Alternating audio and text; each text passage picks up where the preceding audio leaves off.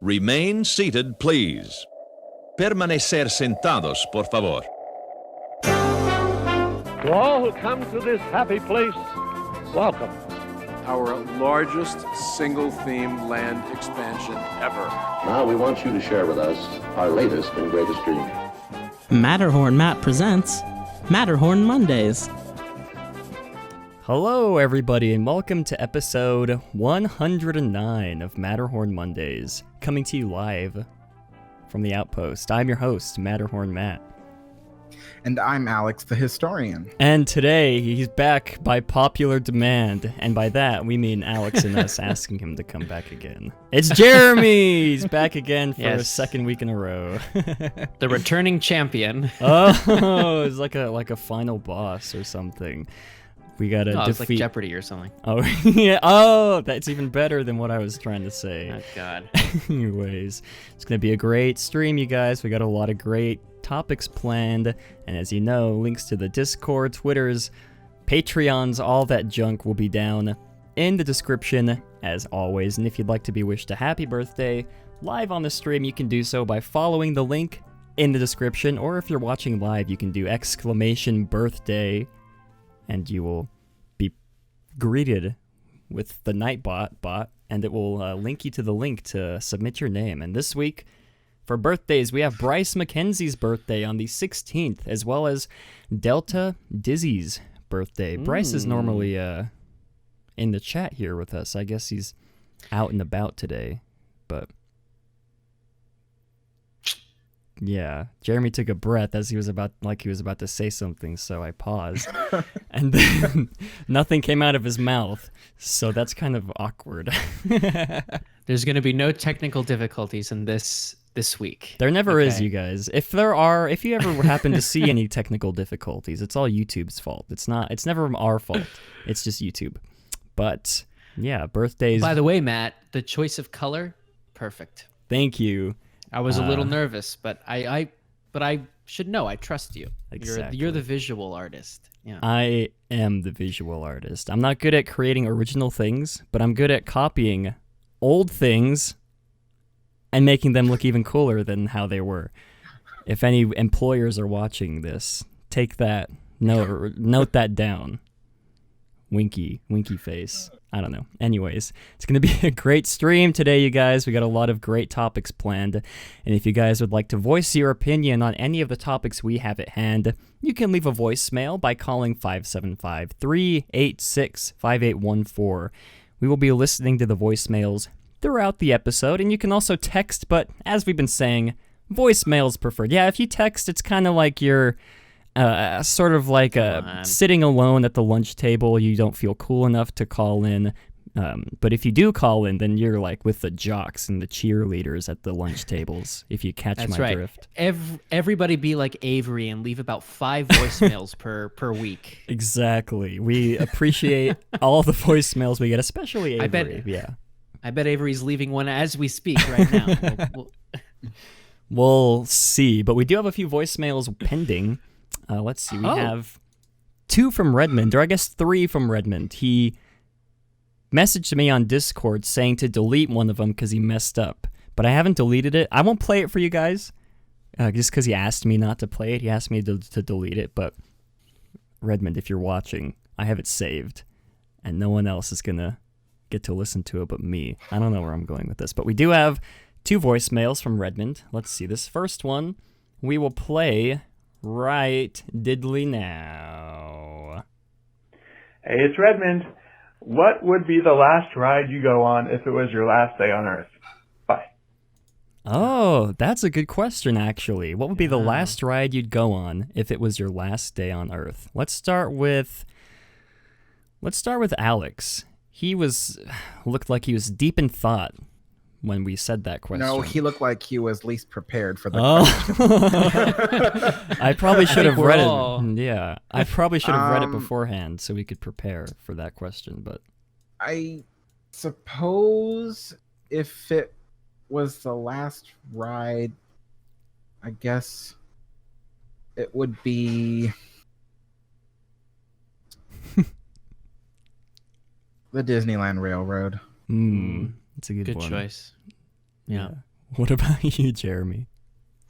I mean, that's such a hard question. I have so many favorite attractions, and I have even on top of that, I have so many attractions that I consider like staples of my life. You know, Carousel of Progress, the People Mover, the Railroad, Pirates of the Caribbean. But I think the one I probably have the most emotional attachment to is Disneyland's Haunted Mansion. That's been something special to me since I was a wee lad. So I'd probably go with that. Yeah. Well, Mark said Space Mountain with the lights on. That's a good one, Mark. He did it again. Did you guys heard it? You saw it. He did it again. He's trolling us now. Oh my gosh. Well, it's because my mind is moving faster than my mouth. So the thought came and then sails away. So. My gosh. Everybody, we got to pitch in, get Jeremy a dream catcher so he can catch all his thoughts. Or I guess it's a thought. I don't know. I guess mine would be Pirates of the Caribbean. I'd have to, you guys took the two good ones. It's a tie. I guess for me, it's a tie between Pirates of the Caribbean and Goofy's Sky School. Two of classic Disney attractions. I'm leaning more towards Pirates, though. So, yeah, very good question. Thank you, Redmond. Maybe we'll do a whole topic on that in the future. I don't think we can really expand it much further than what we did, but thank you nonetheless. And we do have one more voicemail here from Redmond. Let's go ahead and listen to this one. Hey, it's Redmond. Just calling to discuss the rumors that Disney is considering buying Spider-Man from Sony. And do you think Sony would ever sell? And what would this mean for the Sony Spider-Verse? I personally find the Sony films a bit lacking. Venom was entertaining, but had nowhere near the same engagement in terms of writing quality and character development that MCU films have.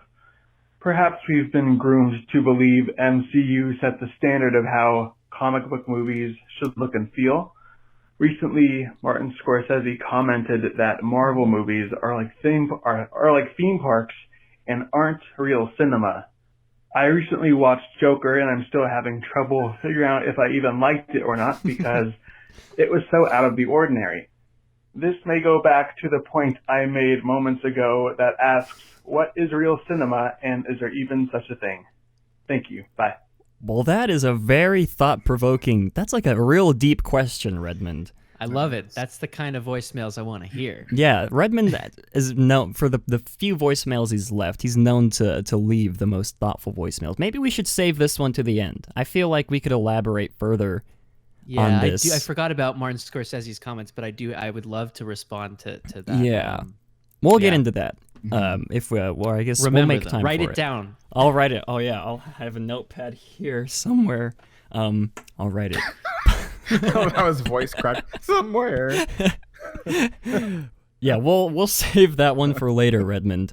But like I said, 575-386-5814. We'll be listening to your voicemails or texts, but preferably voicemails throughout the episode. And I say this as well, you can call in once the show is already posted to voice your thoughts, or I guess if you'd like to leave suggestions for the show, future topics, things you'd like to see changed and whatnot.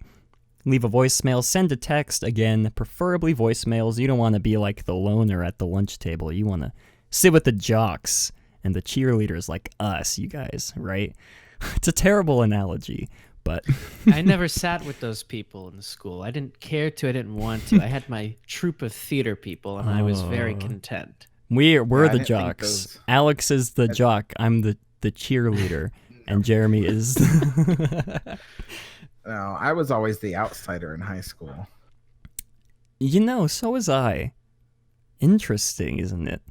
3. Well, anyways, moving on, because we do have a show. I didn't feel like an outsider though, because I had my group of friends and we were content. Mm-hmm. So, I didn't care about that too much. My friends are really dumb. We're on the air, Alex. Alex, that's so Not mean. Right now, just back then. But I mean, they were nice people.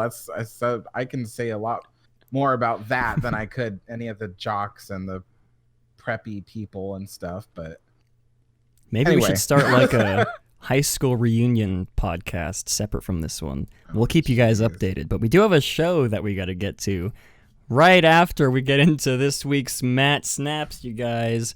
I'm going to save you guys the trouble. I'm still drinking peach tea Snapple, and I'll go ahead and pour this while we get into this week's new. I guess I'll pop it here, and then I'll pour it as we get into news from the peak. Let's go ahead, if I can get a good grip on it. I cannot open this one. There we go. Here we go. Yes, you can. There we go. It was real slippery. I couldn't get a good grip. But anyways, now we can get into this week's news from the peak. We now present to you news from the peak. Also, I did not have time to update the motion graphic transitions in between the things, so it's still kind of awkward. But more, I guess you could say this show is always in a state of becoming. Oh, did you guys get that? Walt reference. Anyways, the first trailer for the Jungle Cruise film has been released, starring Dwayne "The Rock," as some of his friends call him, Johnson, and Emily Blunt. I must say, I was pleasantly surprised by this trailer. I'm sure we all, once they announced that there was going to be a Jungle Cruise movie starring The Rock, Dwayne "The Rock" Johnson of all people. Emily Blunt's a good actress. I like Emily Blunt, but a lot of people won't consider Dwayne Johnson The Rock as like a top caliber actor. But I was pleasantly surprised by this trailer. As you might be able to tell from the trailer, this movie does look like it's trying to fill the void that Pirates of the Caribbean seemed to have left in Disney's movie slate. With the sort of action-adventure, humor style. You guys know what I'm trying to get at. Jeremy, what are your thoughts on the new Jungle Cruise trailer that was released? Being thrown on the spot. It's probably going to be pretty good. It's probably going to be very entertaining. I really don't have any doubts about that. It's not a question of whether it's going to be bad or not. It's just, there's actually an interesting point that what you just said, filling the void of what the Pirates franchise left. Why should they struggle to make something new? This is Disney we're talking about. Like it used to be the household name alternative to originality and creating something in-house. So listen, I think this is going to be very good. I just again, it's like they've spent so much time and energy over the past decades putting resources into acquiring other movie studios that they've like forgotten how to like make their own original movies. But this looks fun. I mean, can't judge it till you see it. It's not like it's thank God it's not they're not remaking Bambi. Knock on wood. At least it's not that. At least they're going back to the trend they tried 20 years ago, which was making movies based on popular attractions. So at least we're kind of like somehow getting back to something. Yeah. Alex. I'm sure I'll have more thoughts after Alex speaks. Yeah. Alex, what about you? I must say, Jeremy, I'm really surprised that you're so optimistic about this movie. It's not optimistic. Well, whatever that was frightening. I, however, do not see this as being a very good movie, in my opinion. That alone, I must say, I really don't think this is one of those movies I'm going to enjoy. Just by looking at the trailer, I kind of already know like what I'm going to be seeing, and it's not the kind of movie I like to watch. It just seems really early 2000s awkward, and I hated that period because movies in that time were just really strange, and the humor was just weird and just awkward is the best way to describe it. A lot of 90s movies were like that too. But yeah, I don't know. This was just kind of weird, and then it just kind of went like a whole different route with the overly like crazy, fantastic adventure that they go on, I kind of thought there would be something a bit more grounded than that. Like, I don't know, like normal dangers you might find in the jungle. So, you know, like the crazy animals you might encounter, getting lost, you know, being attacked by natives and things like that. But it's like, then this went a whole different route with like weird mythical creature and stuff. And I'm just like, that was the part about Pirates of the Caribbean that I didn't like, was that it just got a little, like, the first movie was okay, you know, I could deal with that. But then after the second, third, and then the fourth, and what, is there 5 movies now? I think there was 6. I could be wrong. No, I think there was 5. Was there 5? Oh, I think there was 5. But it just got, with each movie in Pirates of the Caribbean, just going further and further into just weird mythology. I just thought it was strange. And I saw the same thing with Indiana Jones, the 4th movie. That got just really weird. So I don't like those kinds of movies. They go into the monster stuff, and I don't like monster movies. It's just not my thing. So I can already see that that's where this is kind of going. And even if it takes one half step in that direction, I don't want to see it. So, yeah. And yeah, I don't usually like Dwayne Johnson's acting anyway. So I've never seen a movie in his, I liked his acting now. So anyway, I obviously am aware that I'm very pessimistic about this movie. I do know that, but I also know what I like to watch, so I can tell that this isn't something I will watch. Yeah, I'm being optimistic, relatively speaking, in terms of like in comparison to all the other stuff they've been putting out. These kind of weird remakes of great films.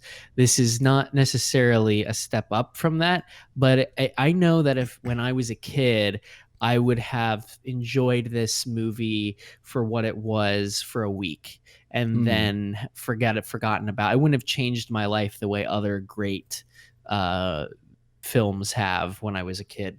But you know, it's going to serve its purpose, and it'll be fine. It'll be fun. I don't think it's going to fill the void as Pirates of the Caribbean, though. Yeah. You said, quote, I think it will be good. Well, I don't know. I have no idea. How can you know? How can anyone know if something's good? Unless sometimes it can be clear, but I don't trust I don't like trailers. I barely watch them because I don't trust them. That's okay. So that's the funny thing, is a lot of people get mad at me because they go, well, how can you know whether or not you're going to like a movie unless you've seen it? And the way I do that is visually. Obviously, I can't tell a storyline from a trailer. Sometimes trailers are just that revealing that you can. But in this case, I can't tell the storyline of the movie.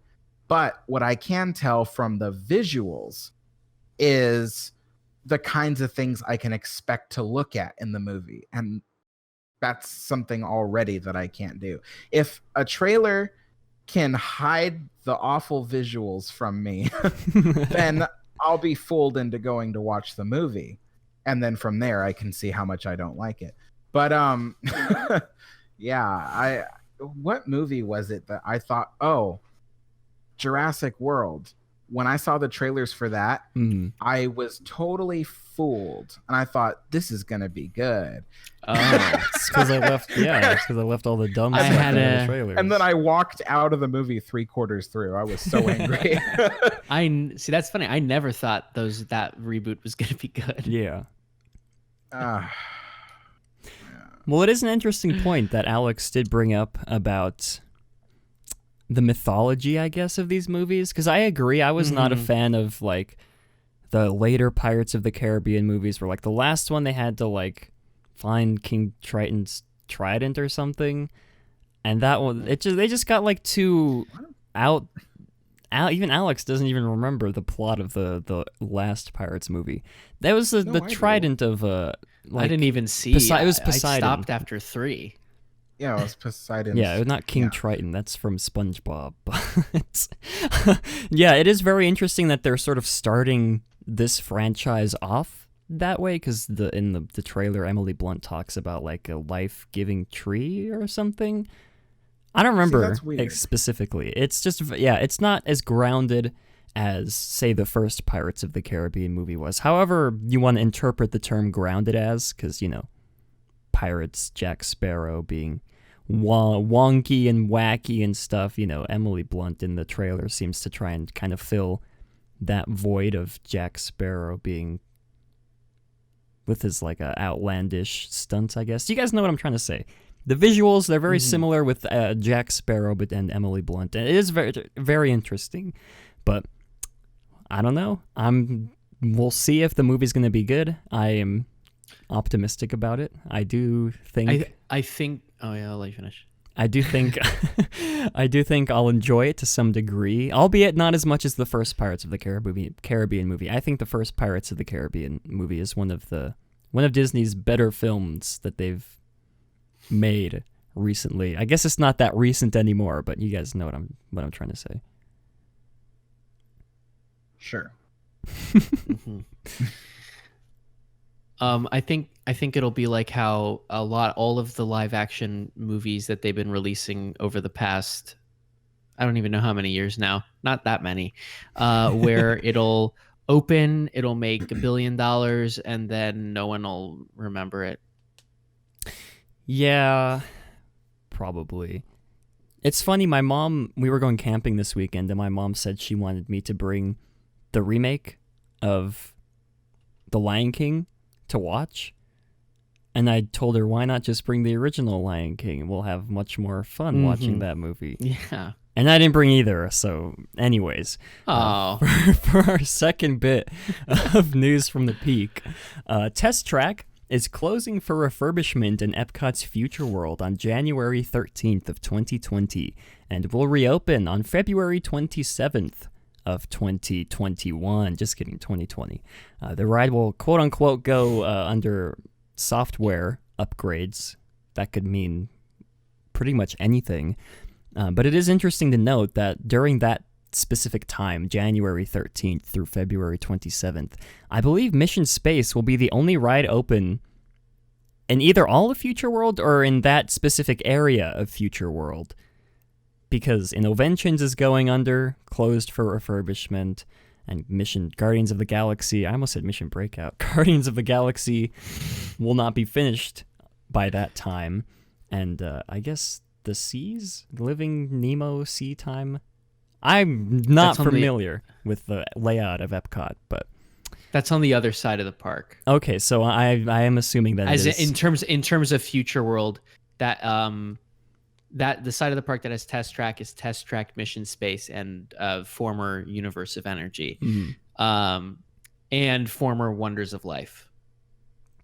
Okay, so yeah, that Mission Space will be the only attraction open in that area of Future World for that specific time, about a month, I guess, a little bit more than a month. Test Track will be closed. So that is an interesting point to make, I guess, if you're trying to plan your trip around that time of the year to Epcot. You're going for your yearly Epcot expedition. You might want to wait at least a month until Test Track reopens on February 27th. That way you can get your full money's worth on the park, whatever that means. But Jeremy, what are your thoughts on Test Track closing for about a month in Epcot? I mean, it's just a month. I mean, attractions close for sometimes whole seasons. That's routine refurbishment. There's really nothing special about that. Really, though, what I will say is only having Mission Space as the operational attraction on that side of the park is going to affect park flow. Yeah. I mean, I was just there over the summer, and I think I mentioned this on the show when I came back, is that even just having Universe of Energy closed, it affected park flow like a lot. Because, and I always go in the summer, so I'm always there in that peak time. And normally when Universe of Energy is operational, Mission Space is operational, Test Track is operational, The lines around Future World aren't awful. Maybe only Soarin'. But Mission Space, like that side of the, well, I mean, and Test Track. Test Track's usually an hour plus, but Mission Space is usually at max, 45 minutes for the more extreme experience, the Orange Team one. When I was there, it was like, those ride times were up the roof because, you have a 45-minute experience, closed. And it is, it's pretty good capacity because you have a pre-show that there's a lot of people that fit in a pre-show, that you have, 6 huge ride vehicles with like multiple rows. So, you have a ride closed, and you'd be surprised how just one ride closed can change the guest flow of the park. And now having, I guess, 2 rides closed on that side of the park, it's going to affect the crowds, but it might not, because they're doing it in the off season anyway, so they're probably smart about that. But there's really nothing special or anything worth critiquing about Test Track doing routine refurbishment. Yeah, I agree. Alex, what are your thoughts on Double T going down for refurbishment? I think that's good. I mean, it's always good to keep these things updated and to make sure that the software is running good and stuff like that. There's certain rides that they never update, and sometimes I feel like the way the ride functions is a little just old and needs to be redone. I would say one of them would be like Indiana Jones Adventure. Just seems like the way that it's run just doesn't. There's some things that could be tweaked and it could work better, but other than that, I think it's a good thing. We should be happy when rides go down for refurbishments, because it means every time it does, there's always the chance that they'll fix something that could have otherwise killed us. I believe, and this would explain what you were talking about with Indiana Jones Adventure. I remember reading this. I mean, take this with a grain of salt, because I don't remember where I read this or who I heard this from or overheard this from. I believe that Indiana Jones Adventure still runs on Windows 95. Yeah, I don't know if Alex can confirm that or not, but it would explain why they have all these operational issues and why they refurbish effects and then they go down the next week. Yeah, so the last I had heard of it was in 2011. Was when I asked a maintenance guy, because I went into the maintenance building for Indiana Jones Adventure, and he let me operate some of the ride vehicles. They do a thing where they can test the hydraulics, so I was at the console testing it. And I asked him, I said, well, what kind of system do you use and stuff like that? And so I, in the end, he ended up telling me like about the program that runs it, and that the program is run off of Windows 95, because at the time that was the latest operating system that they could put the program on. And because it was never a problem, they never updated it. So it's kind of that old saying, if it's not broke, don't fix it, Yeah. So that's pretty much. But they've had operational issues for, 25 years. But it's not debilitating. So, I mean, I think, I don't know what it would take to get Disney to update. See, but that's what I'm saying. I wish they would, because I know that there are certain things that the system could totally do with an update. I mean, for instance, when the cars get a little too close to each other, and I mean too close to each other by 30 feet, then the whole thing will come to a stop. Well, you can fix that by putting in a new program, a new code that tells the vehicle, okay, well, if it gets within this certain distance, instead of shutting the whole thing down, slow the vehicle behind it, and that kind of thing. It's little things like that. But back in 1995, with how complicated this system was, it was just easier to say, okay, make sure the program just says shut down, because that's easier than trying to invent a whole new system of programming, and I'm sure that they thought that they would come back in the future and add to the programming. Yeah. But I don't think they ever did. So yeah. Not the killing type in chat sort of summed up. I mean, again, why fix what's not broken? But if you do, I've as like a, I don't want to label myself as a computer genius, but as a person who knows computers fairly well and like the programs, the code, stuff like that. The code, like the Matrix. I don't know, but like Pirates of the Caribbean. I get it now. It's been a while since I've seen that, but yeah, if you do upgrade the operating system to say like Windows 10, that could introduce newer problems to the software which was custom made for Windows 95. And then like you guys are saying, you have to bring in technicians to update. You basically have to write a whole new program specifically for Windows 10 or Windows 7, whatever you'd update it to. And that takes a lot of time, it takes a lot of energy. I don't think Disney would necessarily be down for that. I mean, I guess unless something catastrophic happened, like if the entire computer room blows up, then, they'd probably, or I guess they'd have backups somewhere.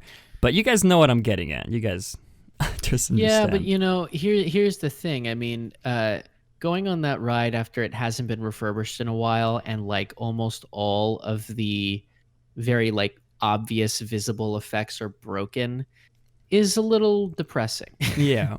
And they're supposed to have a high standard of quality in terms of the thing they invented called the theme show. So I would, I don't really think there's an excuse for, I think, if they can find a way to update the software and rewrite it and make a new software to make the thing run better so that they don't have to like put it down for a few months every year or two. Is just beneficial all around. But I mean, this is a minor complaint. I mean, I just have to add. I just have to add that so Indiana Jones Adventure does break down a lot, but it's not always a software issue. A lot of people think that it is, but the biggest issue, the biggest reason that any ride breaks down, especially the Indiana Jones Adventure, is people taking their time to sit down and buckle in. Yeah. Because some people just stand there, getting their stuff sorted and, Cindy, you take this, and Bob, take that, and it takes forever. It backs up the whole ride. And when the ride backs up to a certain amount of vehicles just piling up, it has to shut down, because at that point, the whole thing is thrown out of whack. And so the thing is like it works a lot like traffic.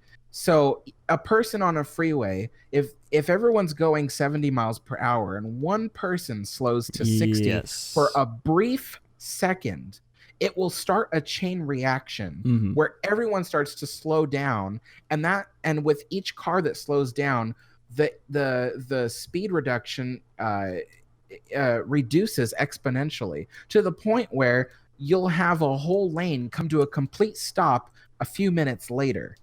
And after that person is long gone. And so that's the way traffic works. And the same thing happens with these ride vehicles.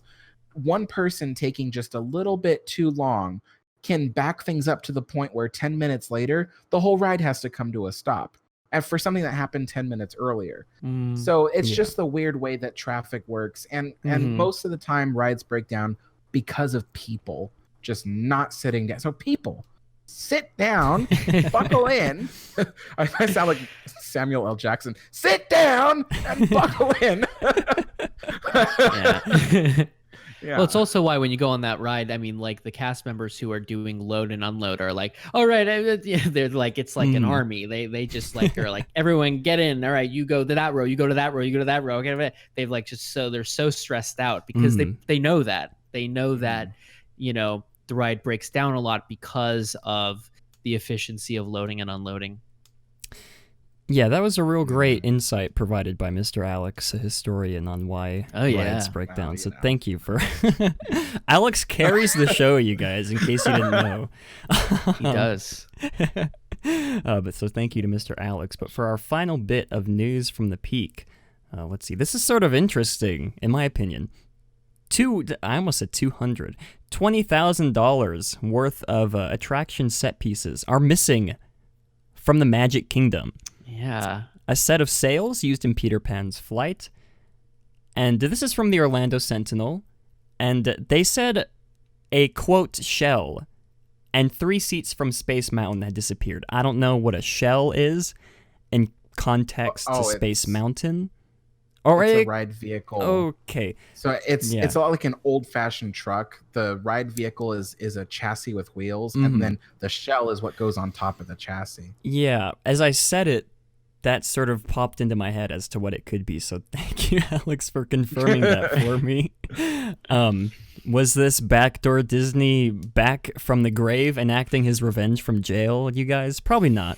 But it is interesting that they pointed out the items were padlocked in storage with a fence surrounding the shed. So this, obviously an inside job from someone who worked at Disney, or at least someone who had knowledge of the combination to get into the shed.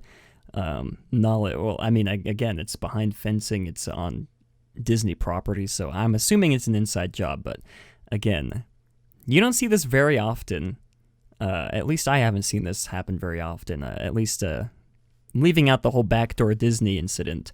But yeah, Alex, what are your brief thoughts on $20,000 worth of attraction set pieces missing?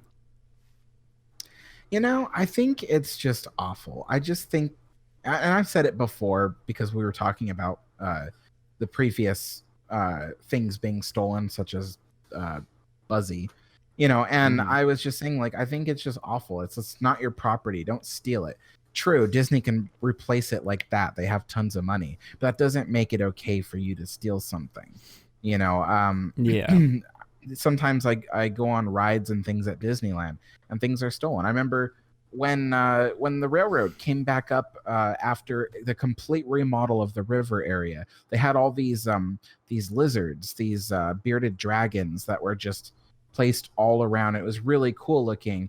And then one day I came to the park and they're all gone. I asked the conductors, and they said someone came in last night and stole all of them. That's including crazy. the baby fox from the little foxhole. And so thankfully Disney replaced all of them. But it just makes me really mad. It's like they think because this means nothing to them, we'll just take it. And that's really not fair. I mean, it's just, if someone took something from my business, I would get revenge. I mean, I would seek justice. Nice save, Alex. Jeremy, what are your brief thoughts on this horrific tragedy? I just don't know why anyone would do that. Yeah. What are you going to do with them once you have them? I guess there's a thrill to. I guess people do it to have fun, or there's a real thrill to it. But yeah, I don't know why or who that could be. I don't know why it keeps happening in recent years too. It's really weird. Yeah, and it's you're not going to pose in front of it with pictures, post them on your Instagram with it. So what's the point of stealing them if you're just gonna keep them locked away in your basement or something? I mean, I guess you could sell them on the black market or something. You'd probably get a good amount of money for that. But again, it's just revolting, you guys. People who keep stealing stuff from Disney. Thanks to these people, whenever I eat at Docking Bay 7, there are cast members who will watch you like hawks to make sure you're not going to take the plate or the tray. It's insane. And it's true. Because I'm of not even those kidding. sporks. Because of the sporks. It's sporked a controversy. Oh, joke of the day. Joke of the show. Alex wins the show today, you guys. Thank you for coming. And have a good night, everybody. I set it up for him, okay? I set it up for him. You understand? Jeremy gets a quarter credit for that joke. But yeah, all because of those darn sporks. But anyways, that is going to wrap up this segment of News from the Peak. And I forgot to mention this at the top of the show. You guys, we're having another meetup in December. And I'm going to leave the link to Alex's website, his post, in the description. The meetup will be December 6th.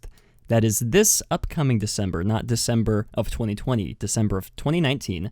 And it will be at 1 p.m. Disneyland time.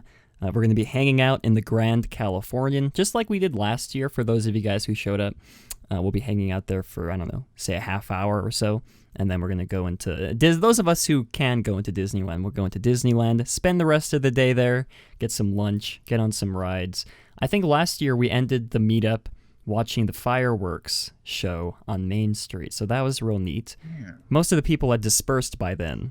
It was just me, Alex, Freddie, and a few other people that were left. But, you know, we always love doing these meetups. This will be our third meetup. Mm-hmm. Right? Yeah, this will be our third meetup. We did one in July of last year and then in December. So this will be our third that we've done so far. We love getting to hang out with all of you guys who decide to show up. And if you're scared, I get the feeling that from the pictures like I've posted and from the vlogs, it's like people have noticed it's the same people that show up every time. And I'm assuming new people who want to come get sort of intimidated by that. You guys don't have to be scared of us or of the other people who decide to show up to the meetup. We're all friends. We all love Disney. We're all a family, you guys. And we'll have fun with everybody. And if you decide not to show up, that's totally fine. You can watch it as we tweet on Twitter, post pictures, and then you'll realize, oh man, I should have gone to that meetup. They look like they had a great time. But anyways, yeah, it's going to be a lot of fun. If you guys are watching right now and you just want to see, just go to my website, alexthehistorian.com. You'll see on the front page, all the way at the bottom, is a link to get the details. But otherwise, like Matt said, he'll put a link to that in the description. Yes, I'll link to Alex's post. So, yeah, and don't be afraid to attend. It'll be really fun. I'm nicer in person than I am on here. It's true, you guys. It's true. It's totally true. For some reason, I'm so mean on the podcast. But yeah, we can't wait to hang out with all of you guys. Again, if you can't come at like 1, if you can show up at like, I don't know, 5 in the afternoon, just like tweet at me, and we'll tweet our location, our whereabouts in Disneyland.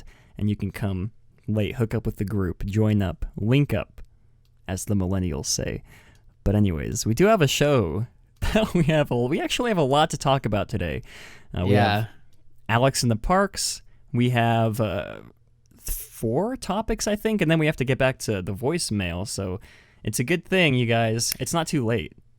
It's only 7:47 here where I am, and I haven't eaten dinner yet. I'm going to be eating after, I'm so hungry.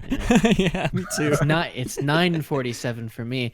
I haven't eaten dinner as well, and I'm trying to see if I have enough money to everybody donate to the show so Jeremy can buy Subway, you guys. Exclamation donate.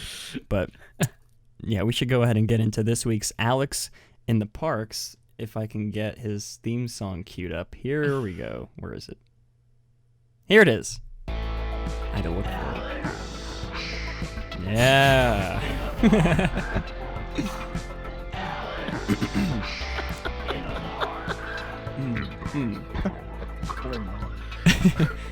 Now, we do have some voicemails. We'll get into the voicemails after we talk about Alex, or I guess after Alex details what recently transpired in the parks. I say that like it's like something controversial. No, just normal stuff. So Alex, take it away. Yay. Okay, so we're going to go in order, Matt. So we're going to go from the first picture I sent you to the last picture I sent you. Okay. Yes. Okay, so starting from the first picture, we see the entrance of Tomorrowland. There is no visible construction so far from ground level. There's nothing you can see. There's nothing going up in the air, like scaffolding or steel or anything. So, and I I've been checking to see if anybody's been riding the Astro Orbiter. But lately we've been having high winds, so Astro Orbiter has not been operating, so we haven't been able to see over the fence in recent days. The next photograph shows the tarps taken down from in front of the Star Tours building. Now, I took this picture because, once again, we had high winds that day, so they had what to did they do to my baby? It's deformed. They destroyed her. So, anyways, so we had high winds that day, so they took down the tarps. But normally they don't take down the tarps before a project is finished. But anyway, this gave me the opportunity to take a picture, or actually video. It's on my vlog. But so all I could see that they've done so far was that they removed the fiberglass paneling that was there, that was installed in 1967. And what you see on that wall, it's actually a flat surface, like a smooth, I should say smooth surface, not really flat, it curves around the building, but it's a smooth surface. And the dark spots you see, the speckling, is just dirt from where the different parts of the panel met the wall, and it just gathered dirt over the years. But other than that, this would have been like a beige wall. And I was trying to figure out, like, what are they doing? Are they building something new? Are they just refurbishing the panels? Like, I have no idea. What I do know is that there's these little, like, steel mounts. They look like oversized thumbtacks, to be honest. And those are what hold the grid that holds the panels in place. And so those are still there so far. As for what I can tell, it looks like they're probably just refurbishing the panels, cleaning them up, repainting them, and they'll probably reinstall everything. Otherwise, if they weren't, I think they would be a bit more rough with this area. Like, they would have just been taking hammers to it, and there wouldn't be any of the massive thumbtack type things that hold the brackets in place. So I don't know. I could really go either way, but like I keep saying, I'm open to them removing these panels altogether if they replace it with something that looks nicer. So but yeah, if they replace it with something that doesn't look as nice, I'm not going to be as happy about it.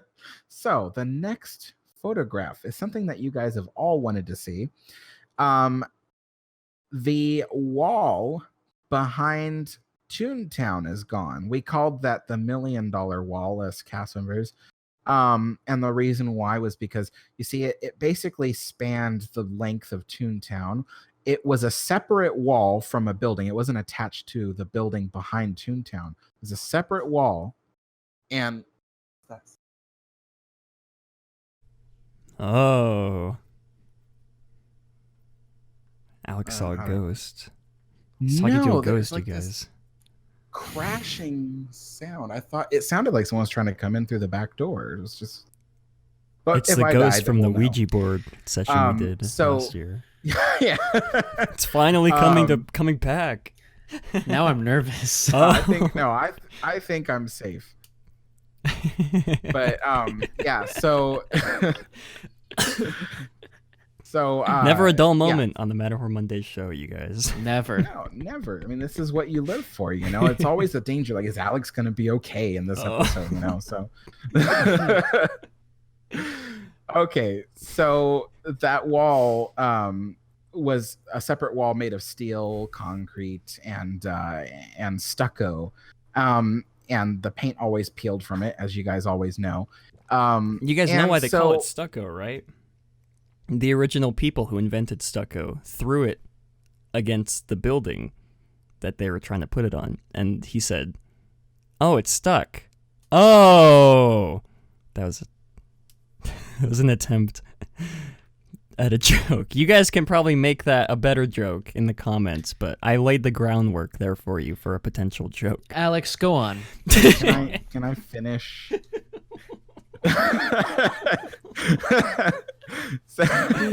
Yeah. Where was I? Okay, so that wall is gone, and I only have to assume that can you guys get a hold of yourselves? I'm listening. So I can only assume that if the wall is gone, that means that the two buildings that were behind it are also gone, because otherwise we'd see them from within Toontown. That's the whole reason why the wall was there in the first place, was to block views. So the two buildings that were there was the storage building, which also acted as, like, half of it was a locker room for parade and performing arts cast members. And on the other side was a separate building. That was the performing arts building, where, like, choir kids or performing kids, whatever, they could practice in that large building. There was a big open space where they could practice. And so both those buildings are now, I'm pretty much sure, completely leveled. So we'll see what happens in the future. I'm hoping that when they build this new building for Mickey and Minnie's Runaway Railway, that they try to do a slightly more three-dimensional hillside background, kind of the way that they did over Mickey Mouse's house. If you've ever seen that, over Mickey Mouse's house, they have more of a three-dimensional hillside with the Toontown lettering over on top of that. So that's what I'm hoping that they'll do. Anyway, there is another update. This one is the next picture, is in front of the Path of the Jedi. And oh wait, you went to the kiosks. I'm going one before that. So there we go. There you go. Okay, so yes. So what you see in the center of the screen behind the wall, and I didn't realize this till after I took the video, so I didn't get a good view of it. But they actually, with the scrims down, I could see what they did. They actually removed the stucco wall that had that created the railing for the upper floor. So the steel beams were all exposed and everything, and I'm like, okay, this isn't like a repaint or anything, because they completely removed the wall and even exposed one of the support stanchions for the upper floor. So so that means that something structural is going there. It could be something as simple as a really heavy sign, you know, like I don't know, just a sign for something. The ghost is really possessing him. It's the It must be. So it has to be something really heavy. Or some people have been saying that they might be building like a new motorized ramp that goes up there, maybe a staircase, something. People have been saying that, but I don't know if it's true, and I don't really know what they're doing with that. So that's that. And then the last thing is something I'm only briefly going to touch upon, because we're going to mention it later. We're going to talk more about it later in the podcast, is the new centralized Fastpass kiosks being installed in front of the... Did you hear that? The ghost is flinging pans, you guys. Yeah, I did hear that. Oh, I hope I make it to the end of the podcast at least. So what's going on? I don't know. I'm sitting right here, so I can't really see anything. I mean, I'm blocked by there's no 4 walls around me. Oh, okay. Yeah. I find it funny. Like, my own death could be totally hilarious. Can you imagine? I'm just like, no, don't. What would we do if that happened? They're just taking whatever they want and then leave. We'd have to call the cops. Would we have to call the cops if like Alex got like attacked? That'd be crazy. We'd also probably have to go to court. I don't know why we'd have to go to court. Well, yeah, actually, for whoever murdered Alex, we'd have to testify. We got it. Little did the murderer know we are doing a live stream to 32 people.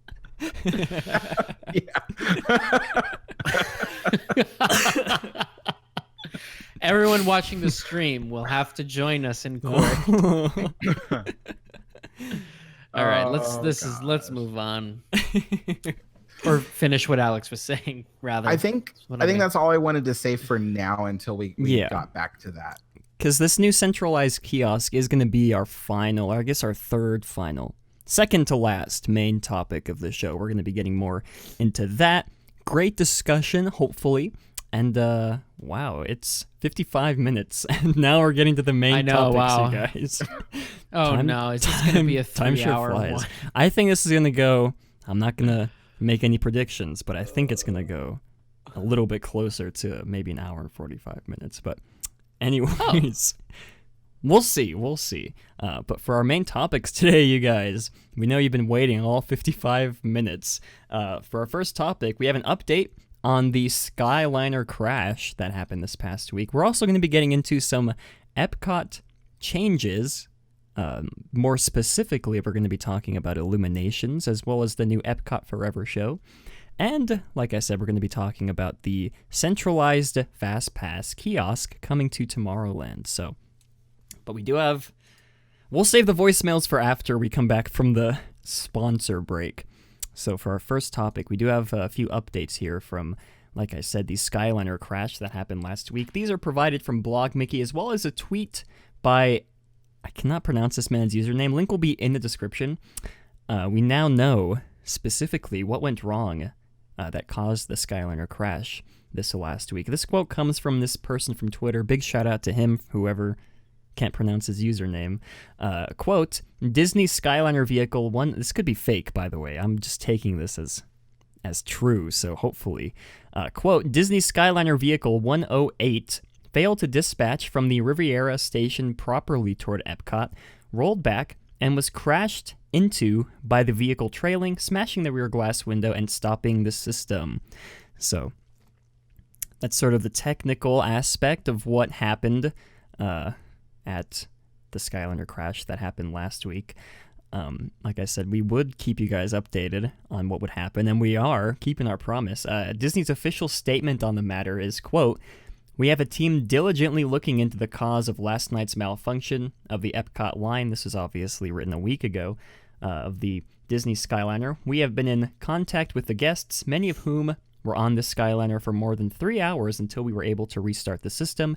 We express our sincere apologies for the inconvenience and continue to work with each guest individually. And also, according to this Blog Mickey article, 3 guests were sent to the hospital.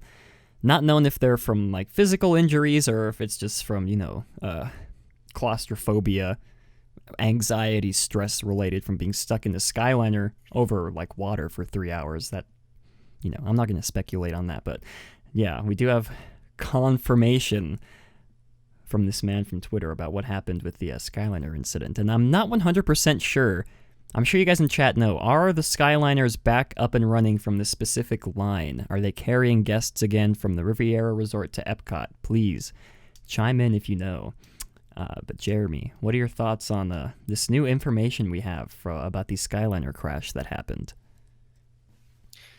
It's nice to know possibly what actually happened. It's also nice to know that, it's not nice to know it, but I mean, like, that, I didn't realize people actually had to go to the hospital.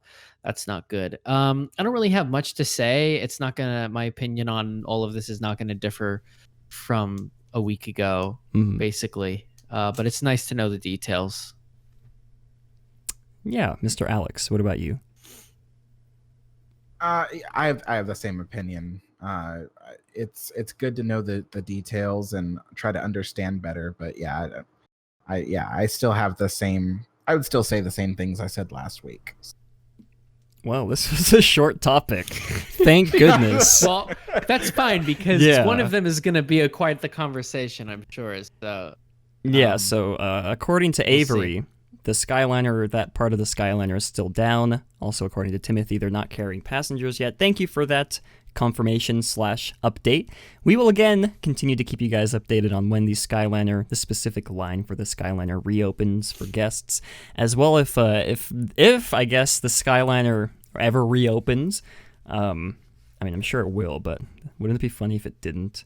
Anyways, for our second topic of the day, we're going to be talking about some Epcot nighttime entertainment changes. We teased this last week.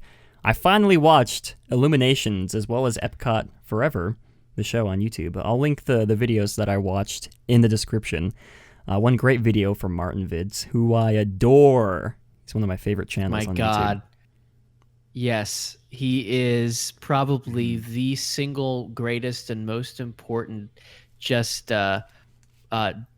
documenter of Disney park attractions. Yeah. Period. Very thorough. I wish he would come. I wish he would come out here. I mean, I'm in New York, but I wish he would come to Southern California more to document stuff at Disneyland. But in terms of preserving Walt Disney World history, just from an experiential point of view, I mean, he cannot be topped. I highly recommend watching his France video that he released maybe not too long ago, maybe like a year ago, maybe 8 months ago or 6 months ago.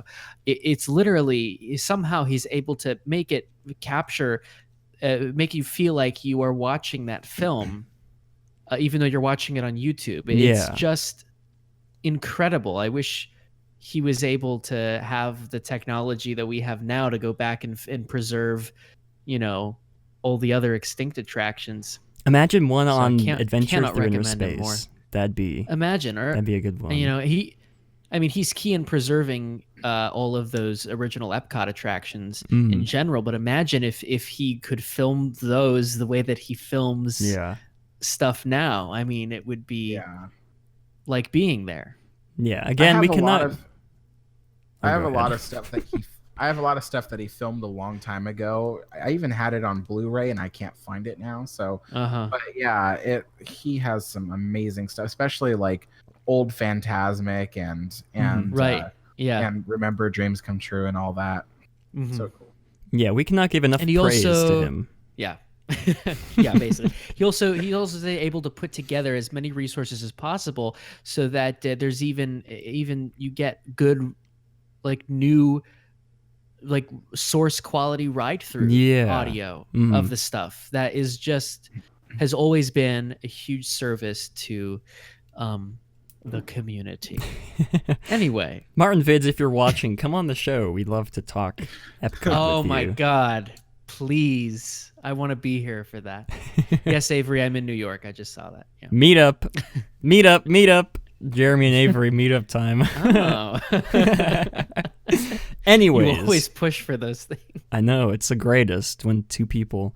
Anyways, let's see, where was I? Yeah, we're talking about Illuminations and the new Epcot Forever show. This may or may not be a lengthy topic. I'm assuming it will be. Now, as we all know, the long time running, that's not a sentence, show Illuminations came to an end very recently and was replaced by the temporary Epcot Forever show. It's my understanding that Epcot Forever is temporary until the new show comes out, and I could not for the life of me remember or find what the new show is called. Does it even have a name? It's like, I can't remember what the show... Oh yeah, Harmony Us. Oh, that's it. Harmony Us. Yeah. Very, I guess they're trying to stick with that Illuminations wordplay style, Anyways, today we're going to be comparing the two shows. Which one's better? Which one's worse? Which one... I don't know, etc. You guys get the deal. Now, before this, I'd never seen either show, so I guess this will give some fresh perspectives on both shows. Now, I guess we should start with Illuminations. Now, Jeremy being, the Epcot man he is, why don't we go ahead and let him start with Illuminations? Well, first of all, I mean, to give a limited... because I don't know enough, a brief history of nighttime spectaculars on the World Showcase Lagoon. I forget what the first one was called, but there's been many.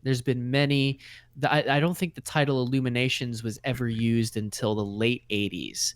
And there was a version, basically previous versions, nighttime spectacular shows for there were basically a celebration, like a of all of the different countries represented on the World Showcase coming together. Originally, one thing I love about those old original shows was that, one of them, which is called A New World Fantasy, uses famous pieces of classical music from each of the different countries, but in order to relate it to the kind of moving forward to the future, they would be now.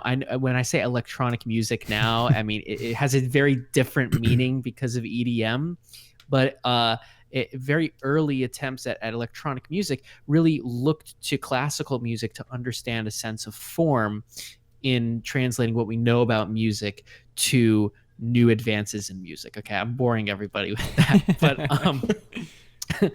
I think that's exciting. And so there was this amazing show where it would be basically synthesized versions of great classical pieces. It wouldn't do remixes like dance remixes, but it really brought out the great form of those pieces, and it would be a celebration of all of those cultural contributions around the world.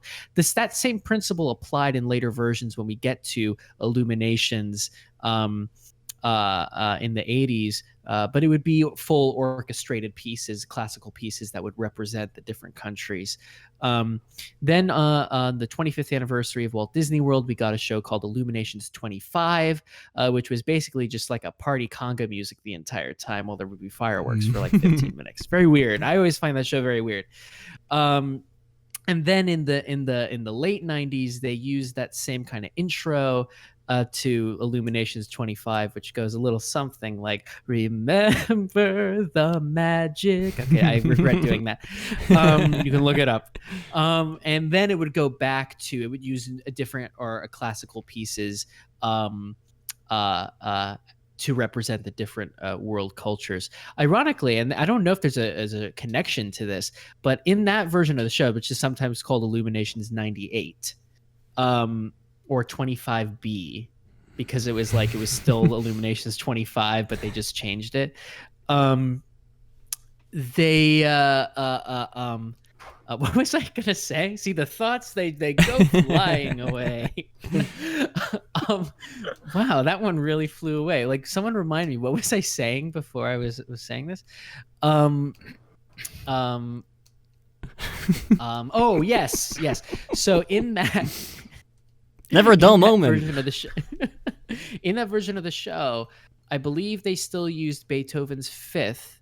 If not, they used it definitely in previous versions of the show. They used Pines of Rome, which is a great classical piece. And there was another one, which were all featured in Fantasia 2000. So I wonder if there was some kind of connection between that being what the version of the fireworks show was while they were working on Fantasia 2000. I don't think so, but it's an interesting thing to entertain. Then in 1999, Epcot started preparing for the new millennium, 2000, the year 2000, which was a big deal. And they started something called the Millennium Celebration. Throughout all of Epcot, they opened a Millennium Village, which was kind of weird and very late 90s aesthetic. And they created new parades and shows for the park to celebrate the new millennium and all the world moving forward, pre 9/11, mind you, moving forward together. And maybe in the 21st century, we'll understand each other better. And here's to world peace and yada, yada, yada, yada, yada. So they created the Tapestry of Nations Parade, which is a fantastic parade. One of my very early memories of being at Epcot was during the Millennium Celebration and seeing that parade. And on top of that, as the companion piece, Illuminations, Reflections of Earth. The stuff from the Millennium Celebration was so popular that both of those things remained till around like 2003, 2004. Tapestry of Nations parade ended by that time, but Illuminations Reflections of Earth was so popular that it remained the central nighttime spectacular till the end of last month. So that's the brief history.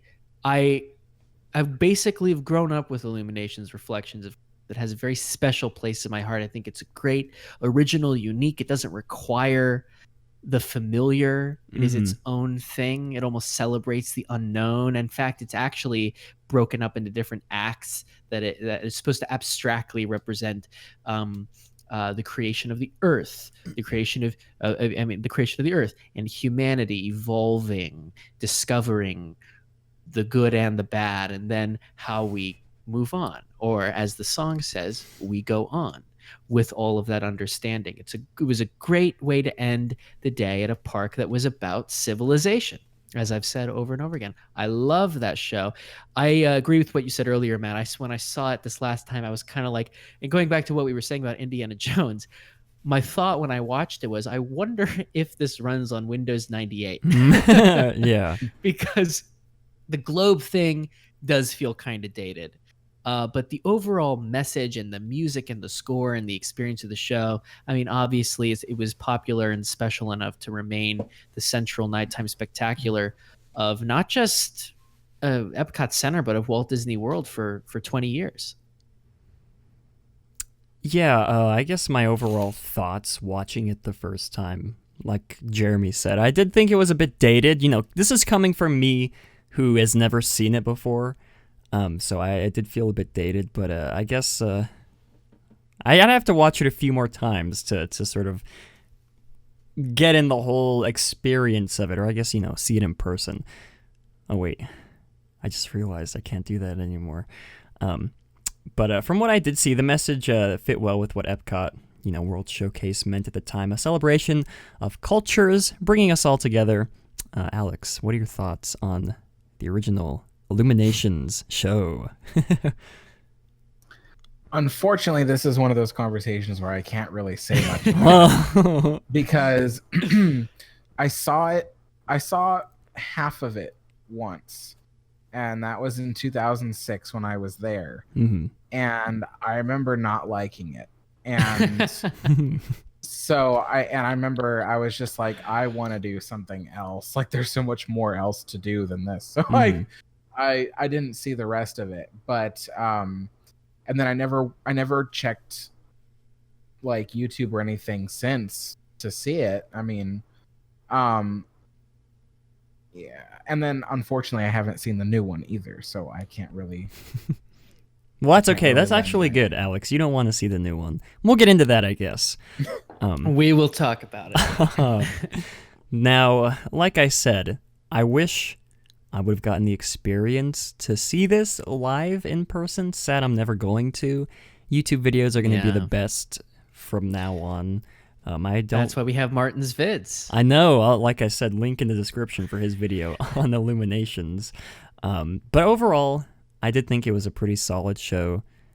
Dated is, I guess, the one word I'd use to describe it. You guys all know the deal. I'm sure everybody who's watching this has seen Illuminations except me and Alex. So we're probably the only outliers out there. But moving on to the brand new replacement temporary Epcot Forever show. I don't know. This is where things sort of take a turn for the worst, you guys. I guess I shouldn't phrase it like that. But for me, again, coming into this, having not seen either, having not really been I guess, super into Epcot from, from my childhood. I've only recently, since I got into Disney parks a few years ago, is when I actually started to, I guess, care about Epcot. Because when I went, the first time I went, I think in 2007, I was not the biggest fan of Epcot, just because, that was around that period of time where, you guys know, 2000s, or late 2000s Epcot, not the best. I don't think we got on really any of the rides. I think we just did the World Showcase because I didn't want to go on any of the rides because they all seemed too boring at the time. So you guys, that's just trying to put you in my frame of mind of how I've been treating Epcot these past few years. I've come around, you guys. Epcot's cool, you guys. Epcot's hip, in my opinion. But Epcot Forever is not cool or not hip. And the two words that I'd use to describe Epcot Forever, and again, I coined this phrase, is nostalgia bait. Wait for it, everybody. I should have. I thought you were going to build up to it more. I should have. Drum roll for nostalgia bait, you guys. Again, I coined that phrase. Copyright Matterhorn, Matt. I guess the beginning, like minute, even like 30 seconds of the show, totally encapsulates what the show is. It's nostalgia bait. The beginning of the show, you hear Walt's words from his original Epcot film that he filmed, interspliced with a child singing One Little Spark. Now, I should say this right off the bat. I don't hate children, you guys. I don't dislike children. I loathe children. Just kidding. Oh my God. Just kidding. But I should point out, I'm not the biggest fan of child actors, child singers, and like anything, unless there's like one or two examples that from like films that I can pick out who actually, are good actors. Again, I know I'm gonna get bombarded in the comments. Matt, they're kids. They haven't learned how to act as well. I agree with you on that, except for one thing. Whenever you listen to like a really deep, like gothic children's choir, singing like in Latin, it can be really, you can feel it. Yeah. That's cool. But then otherwise, when they're singing Yankee Doodle Dandy, I'm just like... Yeah, so again, I don't hate kids, you guys. I understand they're young. They haven't learned how to act or sing to their fullest potential. Just, I don't want to be labeled as like the Disney kid haters, so I just felt like I had to throw that out there. But it sounds like you just labeled yourself as the oh Disney my kid gosh, hater. I played myself, you guys. Anyways, yeah, the beginning of the show, again, like the first 30 seconds to a minute, felt very sloppy with the Walt quote interspliced between the child singing awkwardly the rendition of One Little Spark, and that sort of continues on throughout the show. You can they have different children singing different Epcot, I guess, themes from the attractions, I guess is what you could say. Interspliced with, of course, the fireworks. The pyrotechnics. You can't really ever say anything bad about Disney's pyrotechnics, fireworks. They've all been, I don't want to say passable. That sounds too mean. They've all been good.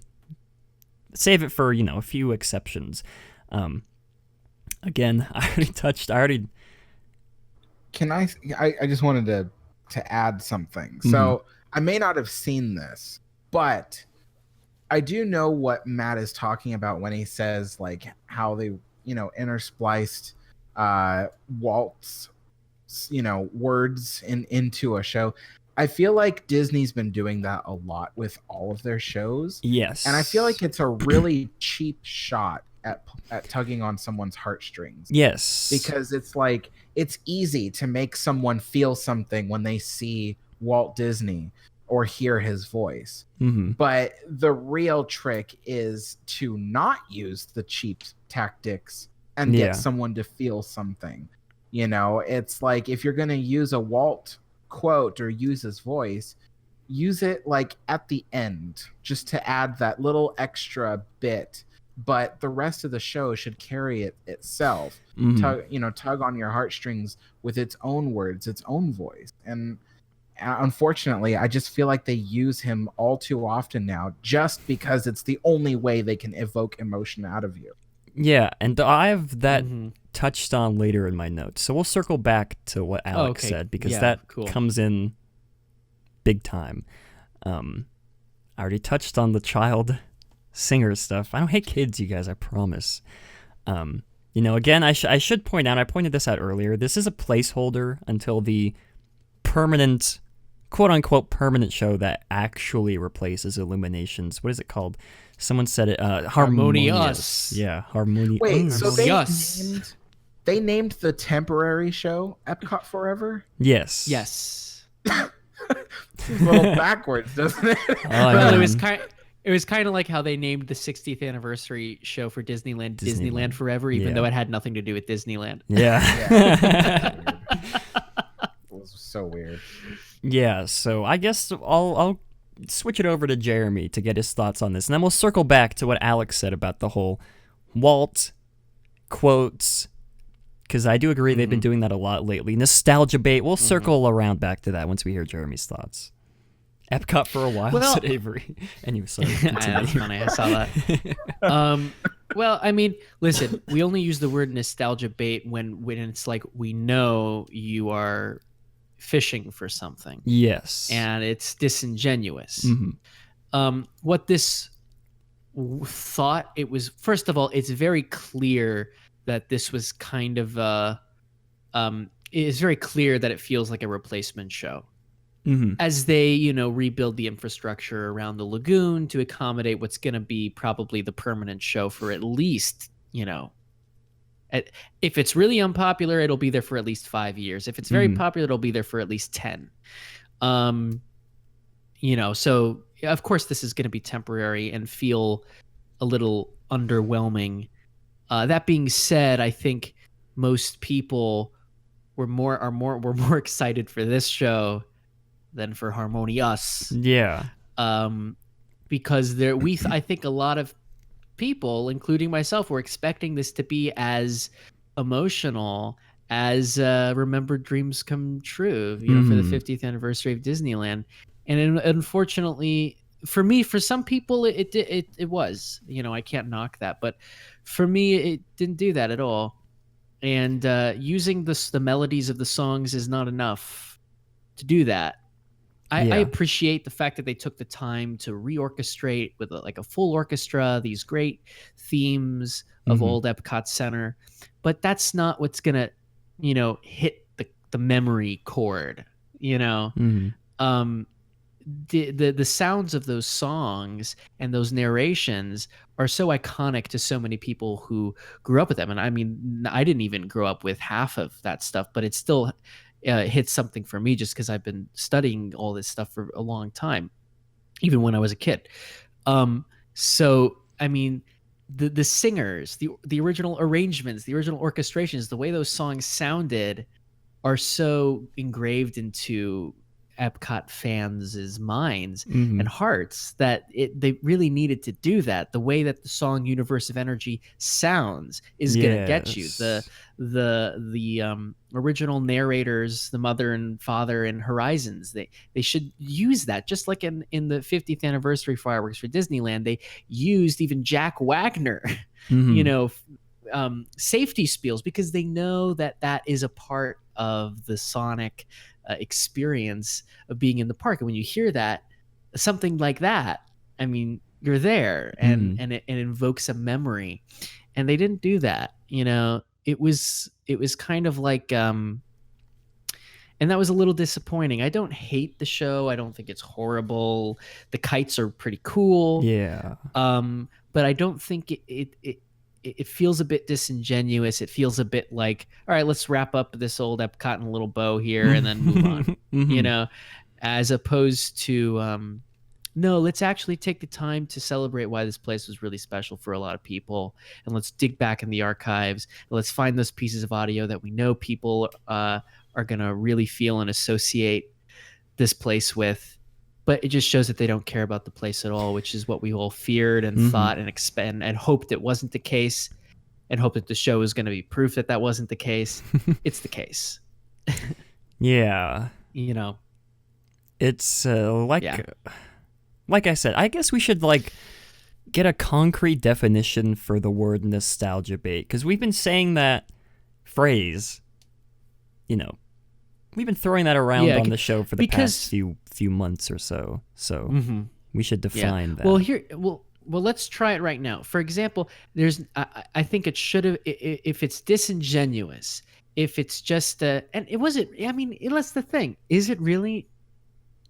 Well, yeah, okay. I'm trying to, because we've been using this word in a negative way. I think what it means is exploiting someone's passionate feelings and emotional association with things for some other motive. If it's genuine, you know, if it's a genuine attempt to say, hey, remember this, I care about this, and I care about you, it's not nostalgia bait. If it's like, oh yeah, just let's just reorchestrate one little spark, give the sheet music to the girl, she'll sight read it, she has no idea what the song is. Yeah. Nostalgia bait. Defined, you guys. I think honestly, it's one of those words where you know the definition as soon as you see it. It's happening. You know, it's a lot like clickbait. I mean, it's one of those things where that's a good. When you know you've been bamboozled, then you know it's clickbait, you know? So there's times where it feels genuine, and then you know it's like, okay, that was a good way of doing it. It fits. It works. That's the way it was supposed to be. But when it's like, when the show has nothing to do with something and then they throw Walt in there, it's like, no. That was a lot like Disneyland Forever is what I'm pointing at. It was a bunch of ordinary Disney sing-alongs, and then they inserted Walt into like different parts of the show just to get people's, you know, excitement continue people's excitement. And it just bothered me. It was just like, it's not right. You know what we should do, Matt, is we should actually make our own what the actual audio for a true Epcot Forever should be. Okay, I'm putting that one in the think bank for future. Let's put it. I'll forget. I'm actually gonna write it down. I'm not gonna forget. Okay, Jeremy's not gonna forget. I'll trust him. I mean, we have a lot of other things to work on. Yeah, but, I mean, we'll put it in the back burner, you guys. I don't know. Nostalgia bait. We throw that word around a lot because it's just like Alex said, it's one of those things you know it when you see it. And that was the word Alex and I used a lot when we watched that D23 Expo a few months ago, when they were talking about Epcot. I guess just in general, not just when they were talking about Epcot, but, you know, more so when they were talking about Epcot. But you could feel like hints of it throughout the entire presentation when Chapstick was talking. And I guess sort of nailing home that point of modern Disney using quotes from Walt in his that he made, and trying to tie them into something completely different, because we've been saying on this show for like since that D23 Expo, Disney keeps using that video that Walt made describing Epcot, the original Epcot, his idea. They keep trying to tie his quotes from that into present day Epcot, and that just doesn't work at all. I said, we've said this in the past a bunch of times. What Walt was talking about when you hear those quotes from Epcot Forever, he was not talking about Epcot Center, the theme park. He was talking about Epcot, experimental prototype community of tomorrow. More importantly, he certainly wasn't talking about the next iteration of Epcot. Yes. And when he's saying Epcot's going to be a place always in a state of becoming, he doesn't mean a theme park that's going to have attractions come and go. He means technologies that are gonna improve society. Yeah. So I mean, to use that in the same way that they often use for Disneyland, of the as long as there's imagination left. I was in the just world, about to bring that up. Yeah. Well, I'm sorry I beat you. It's like he's not talking about what you want him to be talking about. No. It doesn't seem right to use his quotes about a very specific thing to talk about something else, because you know what that makes it sound like Walt approves of what they're doing. Exactly. Whether we like it or not, he doesn't know. He didn't know what they're doing to new Epcot. There's no way. Right. So it's not right to use his quotes about something that was never built to approve of something that you are currently doing. So yeah, and I guess I don't know how to phrase this without coming off as like high IQ. Like, you guys know, like we're smarter than you. We know that you have a low IQ. Oh my gosh. Nay, bruh moment. But I don't know if it just feels like, to me, it feels like all three of us are the only people who have that understanding of what Disney's trying to do when they whip out those Walt quotes to put in the show. It's not genuine. It's nostalgia bait. That's what it is. It insulted all the viewers. I'm trying not to. I tried to phrase it in a way so yeah. No, I wouldn't. Yeah, I think I know what you mean. Mhm. Yeah, it's not. Here's the thing. Here's the positive thing. It's not just the three of us. One of the great things about, say what you will about the information age and all the negative effects of social media and stuff like that. One of the well, I can't say many, but one of the few positive things about social media is that, I mean, one thing that is so inspiring is seeing all of these people who are younger than the three of us actively understand what a park like Epcot should be and try to hold the company accountable for it. And that just blows the whole argument of, well, the generation doesn't care about the world and things in society, which is so condescending. And all these teenagers are proving that completely wrong. And thank God. Some of them are our viewers. Yeah. Yeah, I phrased that. I was trying to. You guys know how I was trying to phrase it. I wasn't trying to, knock on any of you guys. But that's just how. No, but I know what you mean. Yeah. Yeah, and that just. It's just very weird to me that I've seen some. Again, this sounds terrible what I'm saying. I've seen people who think I should just not. You guys know what the points I'm trying to make. This is going to sound terrible to say, but why do I just hate my viewers? Oh, no, I'm kidding. Gosh. I'm kidding. I'm just trying to save Matt from himself. I thank you, Alex. Before we move on, I would like to shout out James Cooper III for the $1 donation. That will be sent straight to Jeremy. Hey, for his dinner. dollar pizza here in New York. That's what we do. So thank you, Mr. The notification went away. Mr. James Cooper III for your $1 donation. Yeah, I think that, I don't know if that encapsulates the entire discussion. Just nostalgia bait. It's just, I wonder when Disney is going to eventually move past this. If they're eventually going to move past this. I mean... Oh, boy. Good luck. Yeah. Because we've been saying this... Go ahead, Jeremy. You were probably going to say something way smarter than what I was going to say. He is the smartest of the three of us. I'll tell you that much. Well, no, the viewers are the smartest of the three of us. See, viewers, I'm on your side. I don't understand how the host of this show could demean you so well. Come to me. No, if there's anything that Disney... I have a few thoughts, by the way. Typical. If there's anything that Disney under Iger has done well, and I say well because they do it and get away with it, but I actually think the public has been onto them. Well, I like to think the public has been onto them for this, is pushing something, whether it's good or not, and you're going to take it and we're going to promote it for a decade. Yeah. Frozen.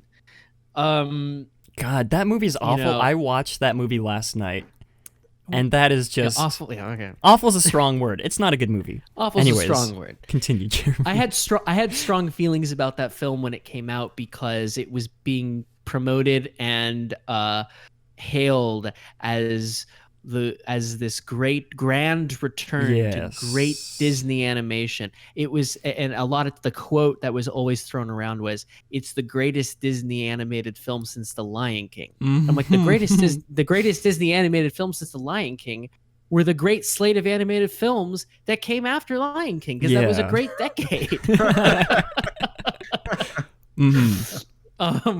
And it's nowhere near the quality of that. Anyway, we don't need to. We can have another separate discussion show where we talk about animation. We might even have a series where we go through possibly animation. Wink. Little teaser. I don't know if I was allowed to do that. In the PR is words coming of after the you. March Hare, let's change the subject. So the usage of the Walt quotes constantly to justify decisions that they're making is something that, first of all, Eisner years used to do this too.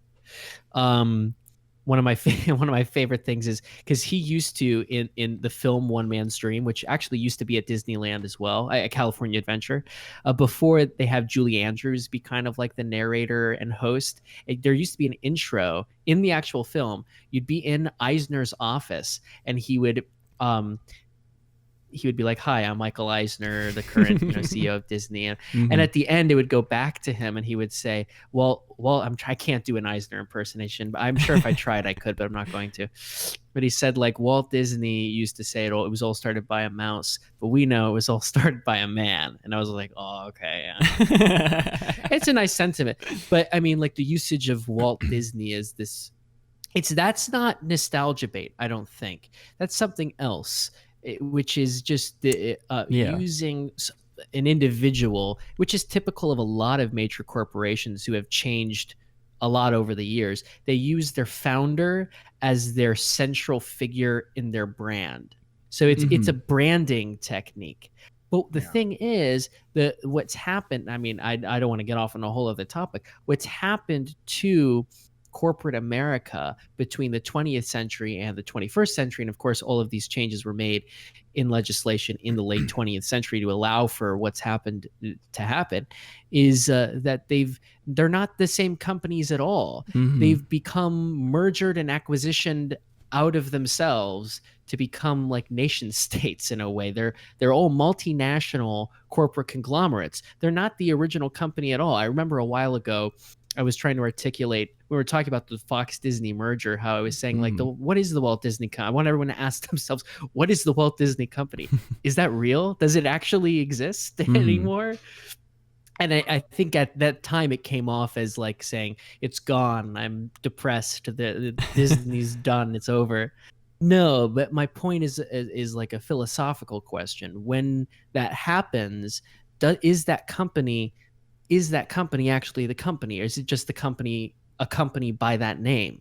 And they're using these constant Walt quotes and this and that as a branding technique, as opposed to a genuine attempt to fulfill a genuine philosophy that company used to have, I think, and was the foundation. Alex, go ahead.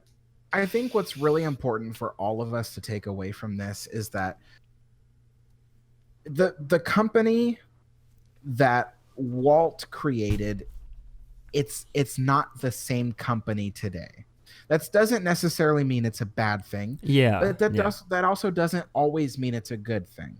It's just something that we have to accept, and we can find the things about it we love, and we can find the things about it we don't like. The most key thing, though, the one thing that should never change, is that formula of creativity that Walt had.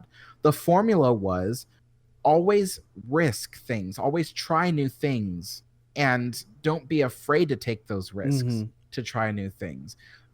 Do something that other people aren't doing, and give people something tangible, something good, something that inspires creativity and hope and happiness. And so as Disney fans, our job is to look at what they're giving us and go, is this what follows Walt's formula? Because it's not going to be something that Walt would give us, because he couldn't have imagined the company being as big as it is today. And believe me, it's a lot bigger than what most people think it is. It's just horrifyingly huge. Remember that picture we saw, Matt, with all the company names inside a giant Mickey Mouse shape? Like there were like hundreds of companies. So he couldn't have imagined what it is today, but those same basic rules, that same basic formula, is something that we should recognize and then address what the company's giving us. Because in the end, we're paying for their products, and we should get something that Walt Disney would want us to have. So, Alex, this is really interesting. I agree with you 100%. And it's funny how I think you might be taking the optimistic stance and I'm taking the more like highly like I'm just telling it like it is. grading and pessimistic stance is that I agree with you on a fundamental level, and it's important to hold any company accountable to its own identity. But I don't think that can happen when what we have in place currently is, as I said, a multinational corporate conglomerate that only cares about its shareholders and feels that they actually owe nothing to the public. They owe everything to their shareholders because they have all the power. It was exactly what Walt Disney feared when he died. In fact, he was hesitant to even put the company, make the company go public in terms of Wall Street, because he was afraid of shareholders telling him what he could and could not do. He viewed his company as an artistic organization. He always, when you watch those films of him on A Wonderful World of Cover, A Wonderful World of Cover, Wonderful World of Color, he always refers to it as the Disney organization. I think he always viewed the company as a public service. I think it's exactly what he was getting at before he died with the original intent of Epcot. He was building a city. That's a public. That's an act of civic duty. That's a civic thing. You're getting into then government and people and society. I think he always viewed as what he was doing as a public service, and what he feared was that exactly what happened after he died. And the thing is, because you lose a leader like that with such vision, it was sadly inevitable that the only way to save the company by the time it got to the 80s was to transition to what was going on with a lot of corporations at the time, which was kind of merger and acquisitioning yourself out of your own identity. So now we have a Disney that's a multimedia, multinational media conglomerate that is more interested in owning the entertainment industry than it is creating things for people. Yeah. But it's like I say about everything in this world that I don't like. And this is something you guys should take with you too, not just the three of us, but all the viewers. It doesn't have to be that way. That's what I say to people tell me every time I come up with a subject of anything that people say, but it's always been like that. And I go, but it doesn't have to be that way. So let's change the future. Well, vote. When it comes down to that's just like that's just the state of where we are as a country. But I don't want to get into that. Yeah. You can. My point is that you can only hold the company accountable so much because they only feel accountable to their shareholders. Yeah, I agree with everything you guys are saying. I want to circle back to some of the chats people have been saying. I guess we'll start with AAMU Boy 10. I think that Disney PR is very absent from the real feelings of the Disney fandom. They always say, quote, unquote, guest demand as a way to justify doing or promoting something. That's sort of what I was trying to get at when I failed so horribly earlier. We see movies like the live action remakes making billions of dollars, and we think, a majority, that makes you think the majority of people in the United States and the other countries the movies come out, that's what they want. And it just felt like our little bubble are the only people that feel the way that we do. Do you guys we already sort of explained that away, but that was an interesting comment there by AAMU Boy 10. And then there's two more that I'd like to circle back to. Timothy, I'm sorry, Timothy, I'm not going to try and pronounce your last name because I'll butcher it. I must say this is one of the few Disney YouTube channels that doesn't blindly accept everything Disney's doing. You actually have real opinions. We appreciate the kind words, and I do feel like we say this a lot on the show. We don't hate the Walt Disney Company, you guys. We don't hate Disney. We don't hate Disneyland. We don't hate the Walt Disney Company. We, like you said, we don't blindly accept everything Disney's doing. We see it for what it is, whether it be nostalgia bait or like the remakes. I feel like you can classify the live action remakes as subcategory of nostalgia bait. In a way, I think of it as, I suppose. I think of what we say about the company as just, I don't know. Sometimes it's tough love, but sometimes it's criticism for the sake of trying to shake some sense into them because we love them. I mean, if we hated the company so much, we wouldn't be here. Exactly. Yeah. We'd be talking about sports. Just kidding. These guys, I don't think watch sports. But yeah, that is something I feel like we said it before on the show, and I feel like we should sort of hammer that home. We don't hate the Walt Disney Company. We just see through what they're trying to do with these, like we were talking about, Epcot Forever. It's not anything substantial.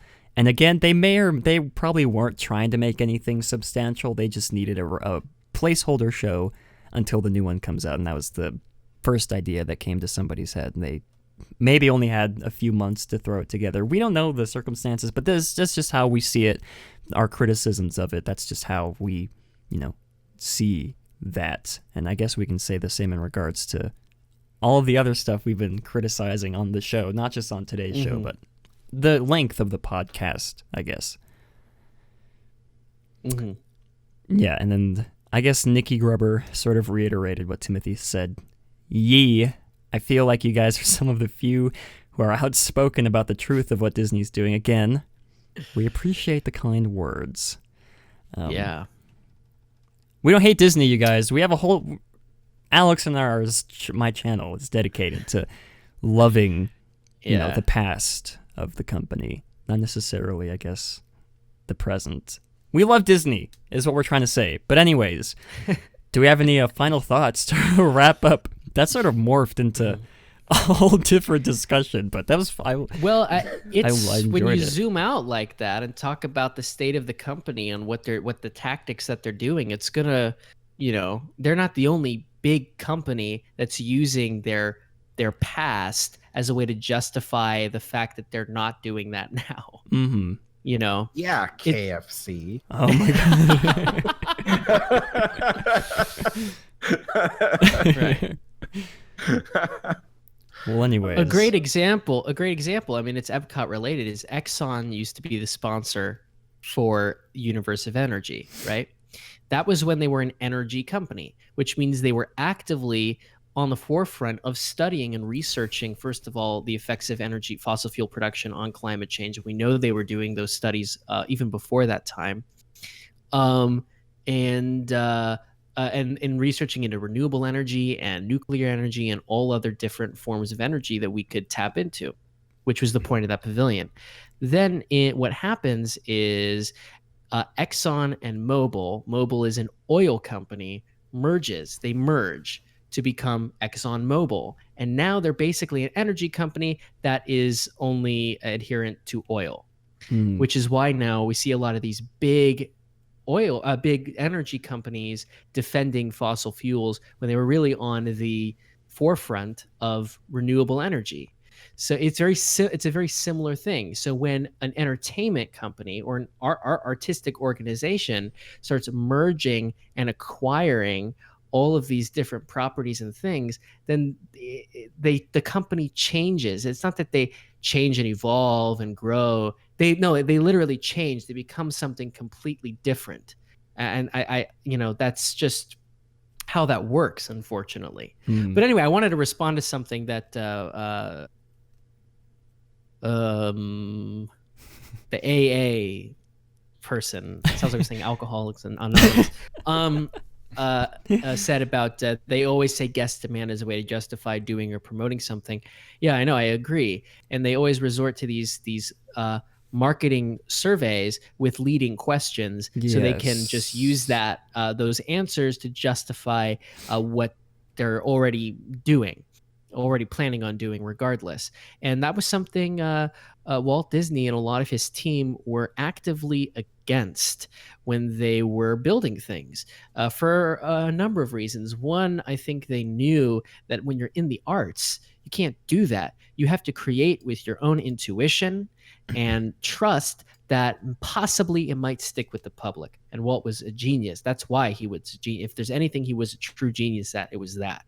And something John Hench writes about in his book is that he says, first of all, he says that, and he says the only way you're going to know how people feel about something is if you take the time, even if you're the top of the company, to go down to the place, experience it like other people experience it, talk to people, talk to your employees who are making minimum wage, talk to them how things are working and operating, talk to guests and see how they're feeling about things. Just observe, see how they're reacting to things around them. Are they enjoying it? Are they, that's how you're going to know how to move forward. Not some survey, which is, it's sent in an email. You either do it in your free time or you don't. You either remember what your vacation was like or you don't. You're never going to really get guest demand down that way. I think the other thing that Disney should pay attention to is the fact that when your business is about creating new things and innovating, you shouldn't listen to what everything your customers say they want, because the truth is your customers don't know what they want because they're not the ones creating it. Right. And that's exciting. And I think that's exciting for customers too. To be surprised, to be shook, to be, shaken, rattled, It's like, imagine, would we have gotten the movie Monsters Inc., if Pixar only listened to people saying, no, more Toy Story, more Toy Story. Right. Like, we wouldn't have gotten Monsters Inc. if they had listened to everything people were saying, and exactly. That's the problem now is look at what's happening in the parks and resorts and in the movie segment. We're getting a lot of like repeat stuff, things being reused and then, into ideas for physical or movie entertainment and stuff like that, all because they're letting the guests dictate what they want instead of getting something new from a company that is supposed to be creating stuff that's new. So, right. Yeah. Right. And it's like, of course, some survey is going to say The Lion King is a popular film. It's a great film. Disney, you realize you have created some of the most important contributions to cinema history. Of course, people are going to know about that and like that. But when they say they want more of that, what they mean is that they want more things made in the same vein. Yeah. They don't mean I want to see Lion King again, but have it be photorealistic animation. They say, I want something made with the same sense of intuition, the same sense and trust that you can make an animated film with serious themes, which Walt used to do, by the way, and people will take to it. Like that's Frozen. What people really say when they say Frozen had potential. It had potential. Yeah. And then the songwriters wrote Let It Go, and then they completely changed the concept of the film. Yeah. Anyways, I think that's a good stopping point for that topic. Yeah, okay, yeah. Very in-depth, great conversation. But it was a great conversation. Yeah, I agree. But before we get into our third topic, there's still more, you guys. If you thought this train was over, we're going till 2 a.m. tonight. Just kidding. No, this topic shouldn't take long, I don't think. Yeah, well, we'll get into Okay. We'll get into our final topic right after a word from the show's sponsors.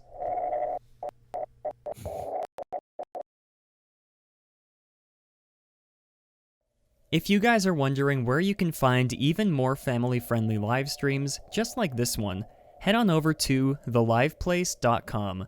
The Live Place is your headquarters for great family-friendly live streams. They cover anything from Disney to other vacation spots, various variety shows, and have some amazing streamers like Resort TV 1 and myself.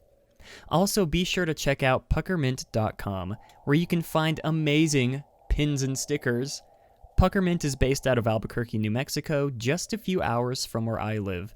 And since I'm a big believer in supporting local artists, we decided to partner up. Be sure to use the coupon code down below when you make your next order. Again, that's puckermint.com and puckermint on Instagram. Oh, and we're back. Bet you guys didn't think the sponsor break would take 30 seconds, because that's how long it takes, I think. Maybe. It's not a 10-minute sponsor break, like most people would think, like how TV shows are. But anyways, for our final topic, we're going to be going into more in-depth discussions about the centralized Fastpass station that is being built right in Disneyland's Tomorrowland. And I'd like to point out,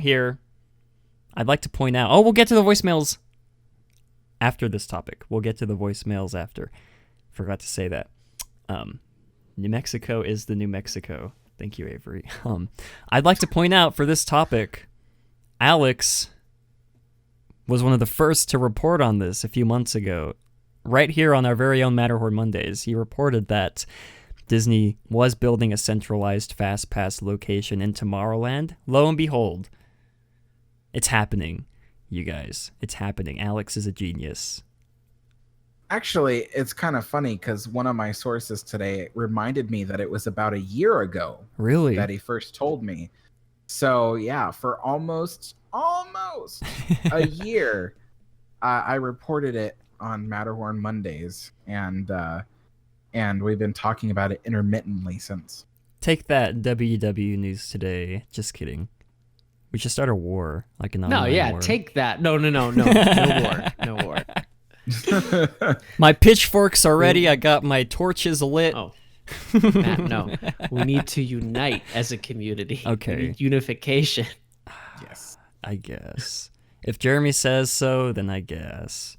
But anyways, as Alex, I don't think Alex actually said this earlier in the show, but these new machines are being added in front of the Magic Eye Theater, where Path of the Jedi resides now. And Alex, do you have any further information you'd like to provide to us about this very interesting topic?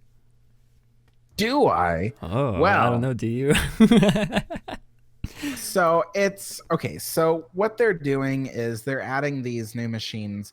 They are touchscreen machines, and they work a lot like the way a traditional Fastpass distribution machine works, except it'll have a large slot for you to be able to insert either your park ticket or your phone with the barcode already on the screen. The barcode is your park admission, by the way. So you insert your phone or your park admission ticket into this machine. It will scan the barcode, and then you can select which attraction in the area you want to get a fast pass for, and it will digitally reserve you a fast pass. So it will not be giving you a physical ticket made of paper. It will do it paperlessly. Is that a word? I'm making it up. It's a word. So it will do it paperlessly, and so yeah. And then for guests that have Max Pass, they don't have to worry about this because they can just reserve it on their phone. But it's basically just a way to go paperless. And so it's called a centralized Fast Pass distribution because they are in the process of removing a whole bunch of Fast Pass distribution places around the park in favor of having just a few that will distribute to the local area. So for instance, if you want Fast Pass for either Jungle Cruise, Pirates maybe, Haunted Mansion, then you might get that, let's say, at a Fast Pass area in Adventureland. They might actually keep the old one and just keep using it. Mm-hmm. Or like in Tomorrowland, this will be the one and only Fast Pass place in Tomorrowland to get a Fast Pass. And stuff like that. So we might see more Fast Pass options added to other attractions in the future in an effort to take the crowds out of, well, to take the queues out of the walkway, try to reduce the size of the queues. But as we all know, that is a mess because Fastpass sometimes increases the queues. But anyway, point is, this is how things are going to be. And I actually kind of like it because by reducing the amount of Fastpass distribution places in the park, they can reutilize that space for something else. So, for instance, when they eventually remove the Star Tours Fastpass distribution place, which is actually underneath the entrance to Buzz Lightyear Astro Blasters, that little corner that's tucked in there can be used for shaded queue instead of having to always stand in the sun, that kind of thing. So that's what we're looking forward to here. Yeah. I thought Jeremy was gonna. He did that thing again. I thought he was gonna talk. But I'm letting the host pass the torch. Oh, thank you, Alex, for your insightful thoughts. Jeremy, what about you? Thank you, Matt. It sounds like they're taking a cue of what Disney World has been doing for like almost 10 years now, probably like 7 or 8 years. Which is very similar. There are a select few areas around the park that have Fastpass kiosks. You can get Fastpass for I think any Fastpass, any ride that has a Fastpass, which is like then every it'll ride. show in Disney World. Yeah, it is basically like every ride. And by the way, it makes the queues longer because of that, actually, which is interesting. So yeah, you can take care of that there, and it'll show up on your app on the phone. So I think they're starting to. I don't know why Disney World was ahead. I mean, it's different management, but Disney World's been ahead of that game for a while, and I'm sure because of this makes me think that Magic Bands aren't very far behind for Disneyland. You know, though, I've always said this. Fastpass makes me angry, makes me furious, because we don't need it. I mean, on paper, it looks amazing. Like, I get to, I scan my park ticket and I get a reservation for a ride. Like, sounds great on paper, but in actuality, it's like, oh, you get a pass, but then every 2 hours you're stuck in these extra long lines, waiting for something. You could have gone on like 2 more rides if there wasn't Fastpass offered at all these rides, because the attractions, a lot of these attractions were designed to handle just ordinary queues, and adding extra onto that, because what naturally happens at a theme park is people look at a long line and they go, oh, that's too long for me, I'm not waiting in that. So the lines balance out, and that's the way it's supposed. That's the natural order of things. And what Disney did was they came in like the Joker, and they were like, I'm going to upset the order. And so they, and so then they added this Fastpass system, so that way everyone loses their mind. Oh, so, yeah. Topical. So there you go. Yeah. So anyway, so that's what happened was now all these people are reserving fast passes virtually, and because you don't see that many people in line because they're virtual, the line gets longer because people are like, oh, the line isn't that long.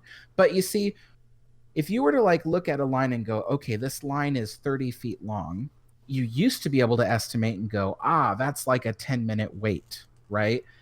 Now that is totally messed up because you can't see how many virtual people are in line. So that line, which looks like it's only 10 minutes long, is actually 30 minutes long. So that's how it makes lines longer. And it's all because you can't see who is actually reserved in line. And the other problem it creates is, even if you are a user of fast passes, you know that when you get into a line that when you don't have a fast pass for it, the whole time you're looking at all these people just go right past you, and you're like, oh, I hate them, but you use it too, so you know you're part of the problem. I know because I've felt this. I've done this before. I do it all the time. I use fast pass, and then while I'm waiting for another ride, I go on a different ride, and I'm like, oh, look at all those people with their fast passes. Like, so it just creates more anger and more frustration in the park, and we're trying to reduce the anger and frustration in the park, not make it worse. And now Disney's like, oh, well, now we're going to add fast pass to all the rides. And that just makes me go, oh, great. Now we're going to deal with, like, you know, that thing we saw in Toontown earlier this year. That's going to happen more often now. Oh, man. That's going to be like a daily occurrence now. Thank you, Disney. Also, a couple of responses to that. First, the adding fast passes to everything actually increasing queue wait times, and just even especially the fast pass queue wait times, mind you. It also affects people who use the guest assistance programs there, people who have wheelchairs, people who can't stay out in the heat, people who have a mental disability and they can't stay in the line for a long time. It affects that because how they've changed that recently over the past maybe 5 or 6 years is now pretty much, if you don't have like a physical disability, you have to go through the fast pass line, which sometimes works out great.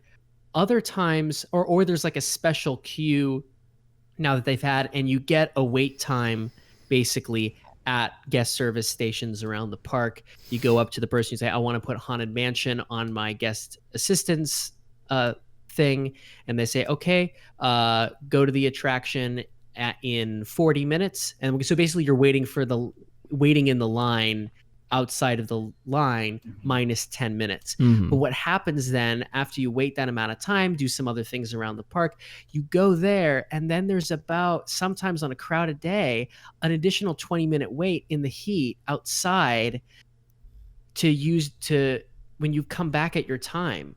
So it's a real problem. And I think it does stem to how the fast pass system has evolved over the years.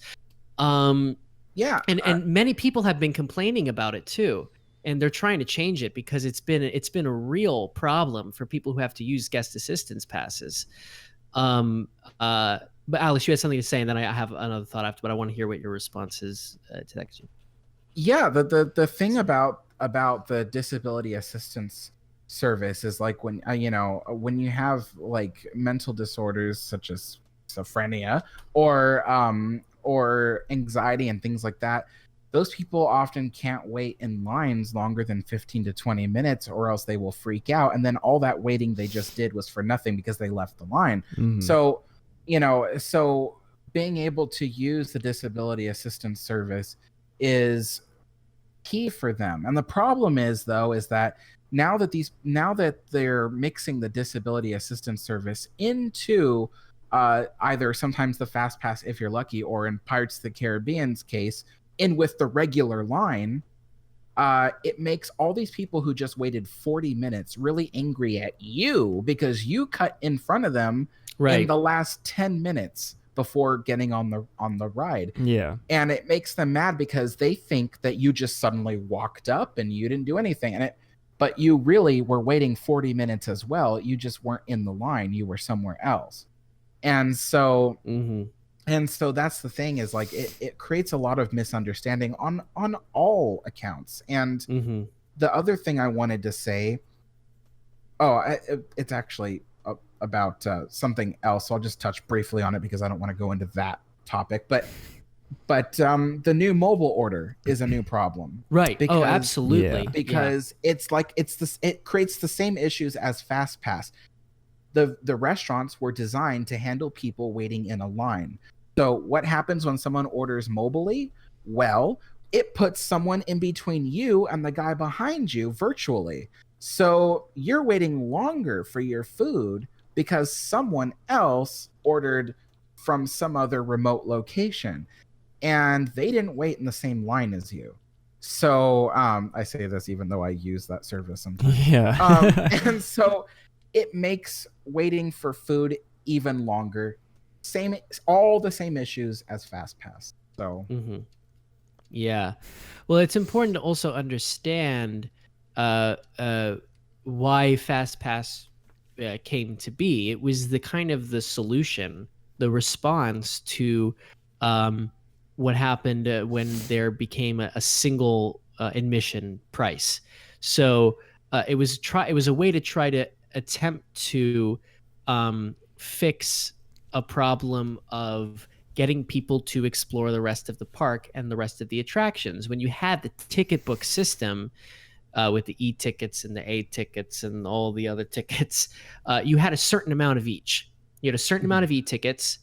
You had a certain amount of A-tickets. What that did was it forced people to say, all right, I mean, Submarine Voyage, that's an e-ticket attraction. But all right, I've used all my e-tickets. All right, what's this Circle Vision show? I have a ticket that can be used for that. Let me go experience that.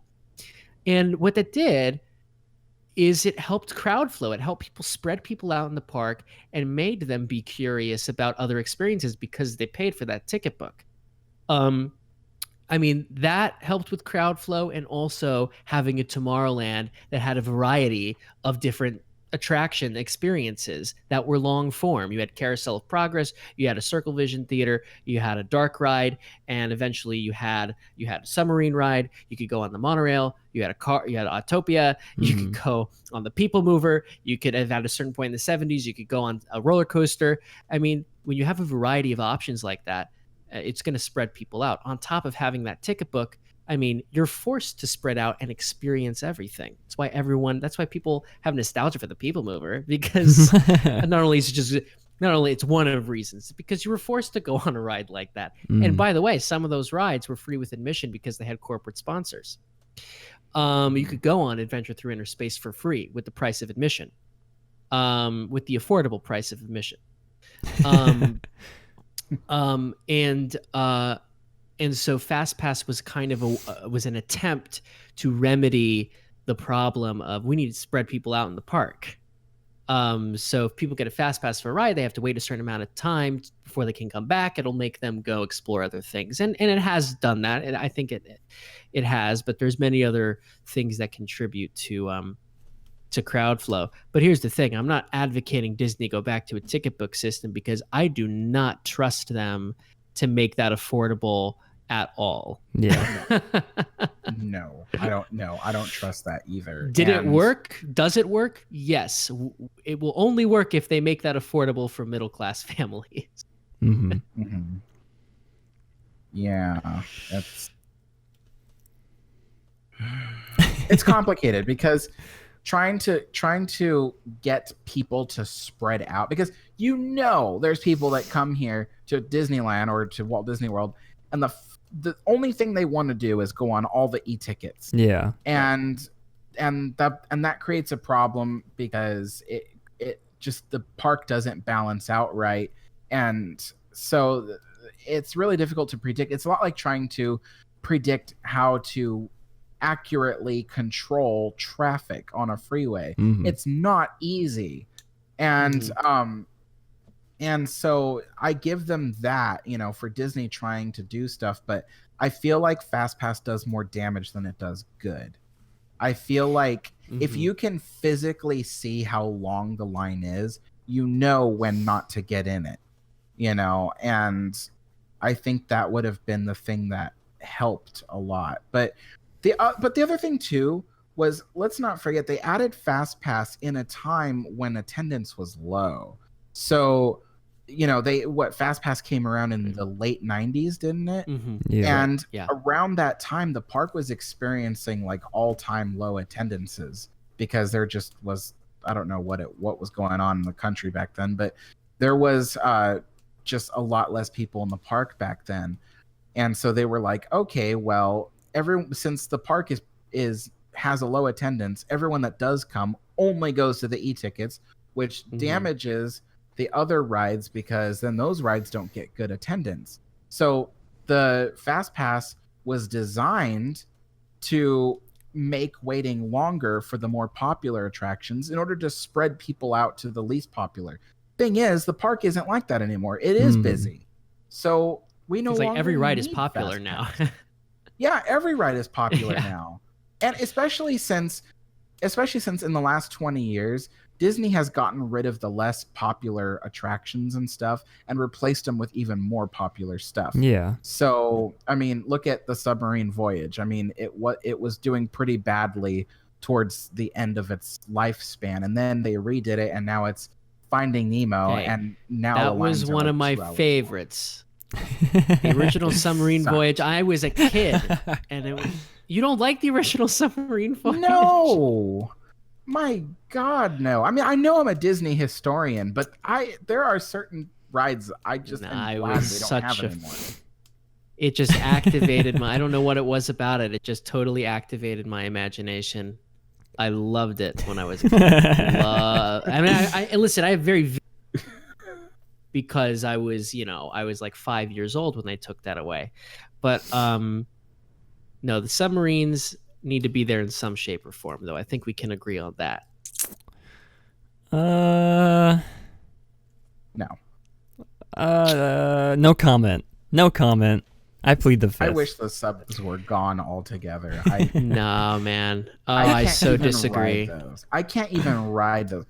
Every time I go in there, it stinks. You know what else? I was on the monorail, and this lady was telling her, okay, because this lady was hanging out with her friends, and her friends were like, "Oh, we should ride the submarines today," and she goes, "No," and they're like, "Why?" And she's like, "Because every time I go in there, it stinks." And I was like, "Oh, this lady is speaking my language," because every time I go in there, there's something stinky. Someone burps, someone farts, a kid poops his pants. Something always goes. There was a bum in there one time, just smelled the whole place.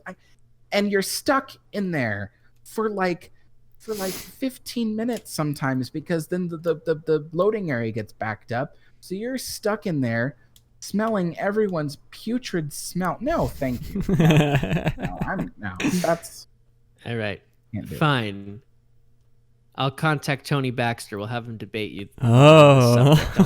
I'll tell you what. If they built larger submarines with really good ventilation and air conditioning, and they made the seating area a bit larger, because I take up 2 seats. I'm just gonna say that right there. Yeah, then I would probably enjoy it. But the fact that I always have the worst time of my life on that ride. I can't do it. It just makes me mad. And all right, I hear you. The wait is 2 hours long. I'm not waiting 2 hours to smell a dirty diaper. I'd just rather walk up and ask someone straight up, "Hey, give me that dirty diaper. I'll smell that before I go on this ride." I just have to say, one of my favorite sites, vantage points in all of Disneyland is right there, right by the Matterhorn, seeing the submarines go by with the monorail going by right above there. It's with the waterfall in the lagoon. That lagoon is marvelous. It's one of like a place that feels like Disneyland to me, and it looked even better when there was a people mover going by as well, and a skyway. It's about motion. I love that. I wouldn't take that away for anything. I'll hear you on the ride experience. I hear you on the ride experience, and if they are able to make those submarines more accessible, I'm with you. I think that's a good thing. Jeremy. But that view is Disneyland with a capital D. Jeremy, okay, I will admit that the submarines, they look beautiful next to the Matterhorn. But have you ever seen the corpse flower?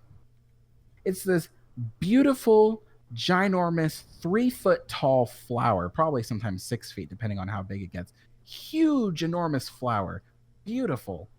But it's called the corpse flower because it smells like a rotting corpse.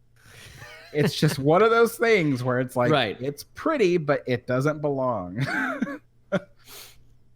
Oh, those submarines belong. I agree with you, though, that they can fix them up, though.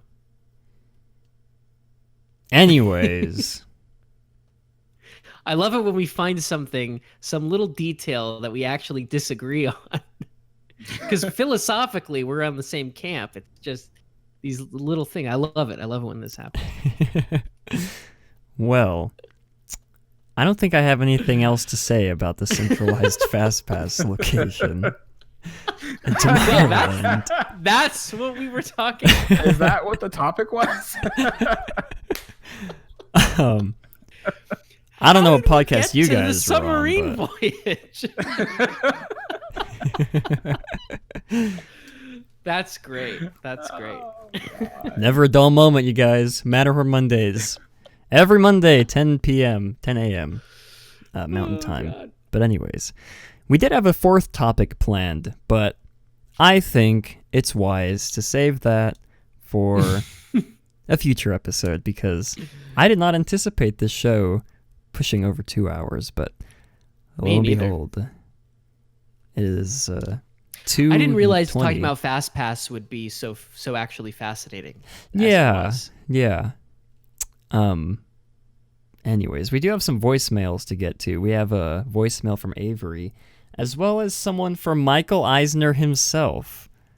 So let's go ahead and we'll save that one for last. But let's listen to this voicemail here from. I'm trying to pinpoint what the context of this voicemail was from. I guess we'll figure it out as we hear. Yeah, it's gonna be weird. Like it's gonna be very quiet at part of Future World. We're only one operational ride that will really control where the crowds flow throughout Future World, throughout the park. And on top of that, Impressions de France is also on the refurb. I don't know what they're doing. That's right. I know for a fact that it's definitely not closing, because why would they close the name of a world record? Impressions de France currently has the record for the longest running daily screening of a film in the same theater. And I'm just hoping they don't really do anything with the film itself. That film's been there since opening day. So I'm hoping they at least update the theater a bit, but not touch the film itself. Because if they ruin it, if they make it shorter, then they'll lose the record, they'll lose the world record. And I'm thinking they should stick with the record so they don't lose it, or they should stick with the life of the film so they don't lose the world record. And I think they're also doing it because of the new Beauty and the Beast show will also be showing in that theater. So I think it's for that too. But just hoping they don't touch that film. Thank you, Avery, but I do have to point out, it kind of sounded like Avery was hiding in a closet from a murderer. Yeah. He was whispering like he was talking to the police. Like those 911 calls. Yeah. Avery, if you're... That was great. Avery, text me one. Avery, are you under duress? No, we love you, Avery. Is not. No, I mean, yeah, actually, that's a good point to bring up. We forgot to talk about the fact that Impressions de France is closed for refurbishment. Well, yeah, it's my understanding that they are going to be installing that Beauty and the Beast sing-along experience that'll be showing alternatively to Impressions de France probably every hour or so, which is worrisome to me because to me that means they're trying to push Impressions de France out the door.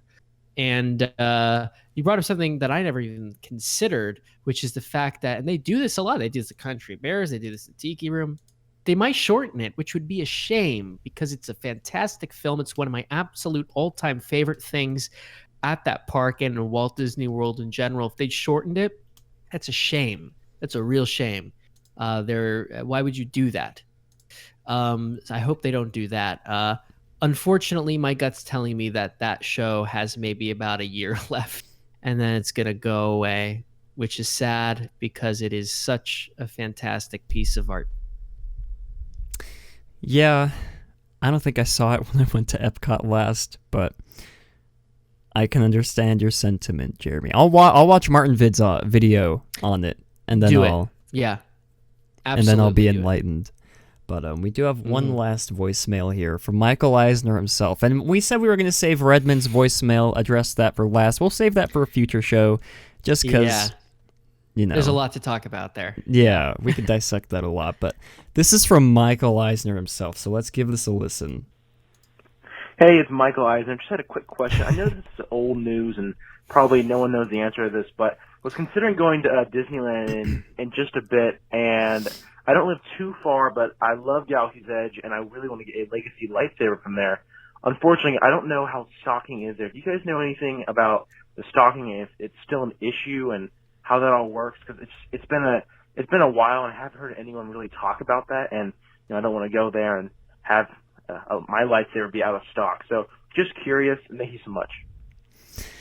Well, unfortunately, I do not have an answer for that. Alex might have some insight in regards to... Alex is our Swiss Army knife on this show. Everything we talk about, he knows something about. Pretty much. Yes, I think that they've been keeping up with the stocking on the lightsabers and stuff. I've known a lot of people, a lot of friends who are going and getting their lightsabers and successfully getting the ones that they want. So I think Disney's keeping up with it. So if you don't end up finding your lightsaber that you want, then I didn't say anything. You didn't hear it from Alex. You heard it from the show, not from Alex. But anyways, again, what is the number? 575-386-5814. If you guys would like. Like I said, you don't have to just call in during the show. You can call in on Tuesday. During the week. Yeah, you could call in on Thursday. You could call in on Friday. If you're listening to this up at like 5 in the morning or 3 in the morning, you're staying up, feel free to call. I don't get a notification, so it won't wake me up. Don't be scared that you're going to wake me up in the middle of my deep slumber. But anyways, I think... If you're drunk out of your mind... Please, I encourage you even more to call in if you're just wasted, please. But anyways, I think that's going to wrap up this. So we should do like an after hours Matterhorn Mondays show where we all just like drink whiskey and just like talk about anything. I'm very down for that. I just want you to know that. Okay. Again, Alex is not. We'll put that in the back burner. I have an image to maintain here. Oh. We won't call you Alex a historian. People may we'll not call watch you your channel, but those are fighting words, Alex. I'm gonna 1v1 you lightsaber fight in Galaxy's Edge in December. Don't worry, you can go under a different name. You can be Smith. Alex I was making a horrible joke. I stopped myself. Someone take over. Alex, you shall be henceforth known as Smith the Surveyor on our After Hours Matterhorn. I don't know. I just thought of something that started with S. On our After Hours Matterhorn Matt show. Maybe Alex can drink wine instead of whiskey. Yeah. If that's his thing. Then Nothing maybe wrong with that. We'll keep you guys updated on that. Maybe then we'll finally get Hoot Gibson on the show. Oh, you got Hoot. If you're listening, hit us up. I think I DM'd him, but he never responded. That's kind of awkward. But anyways, he wanted to be on people's podcasts. Yeah, he's tweeted about it, and then I DM'd him. We're not. Anyways, one day, yeah, we'll keep you guys updated on whether or not that idea. We'll filter it through our minds. See what comes out the other end. Flush the toilet. See what comes out. I was trying to make a poop reference. But anyways, thank you all for coming out to today's episode of Matterhorn Mondays. It's been a great episode, you guys. Thank you all for tuning in. Thanks for sticking around. I think, let's see, last I checked, we had 17 people. Now we have 15 people. So... we lost interest I know that of debate two. about the submarine voyage was we forgot about the people, what people want. My opinions are too out there. But anyways, thank you to everybody who tuned in to today's episode. Again, I'm assuming next week's show will be the same time, Normal time, I guess, unless Jeremy wants to come back on. We'll figure it out. We'll let you guys know. Only if I'm asked. Oh, hey Jeremy, do you want to be on next week's show again? Actually, I don't think I'm going to be able to. I just realized. Oh my gosh. But maybe the following week. Oh maybe my the following gosh. week. Made us get our hopes up, Jeremy. Here we are, always hoping, always dreaming, always. Well, listen, Nate is wishing for you to practically return. begging me to I be know. a permanent member. Of Last the week, Nate podcast. was saying, please make Jeremy a permanent member. And this week, he's back with the same thing. So if it's what the people want, we'll give it to you. We'll see. That's exactly what Disney says. Oh. I have to be. We'll do We'll send out a marketing survey. Yeah. Do you hate Jeremy? Okay, good. We weren't going to put him on the show anyway. There we go. We should set a limit on the. You answered our leading question. We should set a limit on the yes, I hate Jeremy answer. Oh my god. Whatever. Anyways, we should make like a time low anyway. We should make like an nostalgia bait T-shirt with just the word and a picture of Walt. Future merch opportunity, no. you guys. A picture of Walt hanging from the end of like a fishing pole, and like Chapek is just like fishing him into like a pond. Alex of, is Disney genius. Fans. Wait, that's genius, and that's like almost like New York Times like cartoon. Yeah, I always felt that I should go into doing political cartoons because I could do some really funny stuff. That is one of them. Guys, if there are any Drop a artists sketch, watching, Alex, and we'll talk. Yeah, Alex. If there are any artists watching, if you'd like an opportunity, I can sketch landscapes and anything that isn't alive. Well, I mean, Walt's dead, so he's technically Disney's not alive. Oh. Matterhorn Mondays. If there are any artists watching who'd like an opportunity to commission to draw that, please email me, ytmatterhornmat@gmail.com, in the description as well. I'd be very interested in paying for that piece of artwork. If you guys are He's serious. I'm actually serious. I say everything can be taken as a joke. When we were both excited about it, it's happening. So if you are a good cartoonist, in fact, do it. I feel like now that we said it, someone's going to steal our idea. Don't steal it. You have to send it to Matt. Yeah. We copyright it. We copyright it right now. I just said copyright. Or you'll get a voicemail from me. Oh. That's not good. I think that's as good as time as any to end the show here. 2 minutes or 2 hours and 31 minutes. Thank you all for tuning in to this lovely episode. We'll be back next week. Maybe with Jeremy, maybe without, but we'll have some topics to talk about for sure. Hopefully. Hopefully something eventful happens. But anyways, you guys know the drill. Alex's channel will be in the description as always. His Twitter will be there as always, as well as Jeremy's Twitter. It'll be all information on the meetup. Oh, yes. Information on the meetup will be in the description as always. You guys know the drill. All the links, all the details, everything will be in the description. Links to all the articles we refer to will be in there as well. And yeah, do you guys have any closing thoughts you'd like to say to everybody? I don't have time for dinner. I gotta go to bed. Oh, no, that's so sad. Alex, I stay up all night, so I will eat dinner at any time. Alex, Lunch, next time you can breakfast, just dinner. eat on the show. If we keep you up this late, just like eat up. I have difficulty eating in front of my friends, let alone all of YouTube. I can understand. All of YouTube. Right. Someone in the comments just said, I'm a cartoon artist. If that's so, email Matt. Max Whitmore, yes, please email me. YT. I'm going to type it in chat, actually. YT matterhornmat@gmail.com. Took me a while to do that. Email me if you're interested in that. But anyways, again, thank you all to everybody for sticking around this long. And as always, have a great, big, beautiful tomorrow.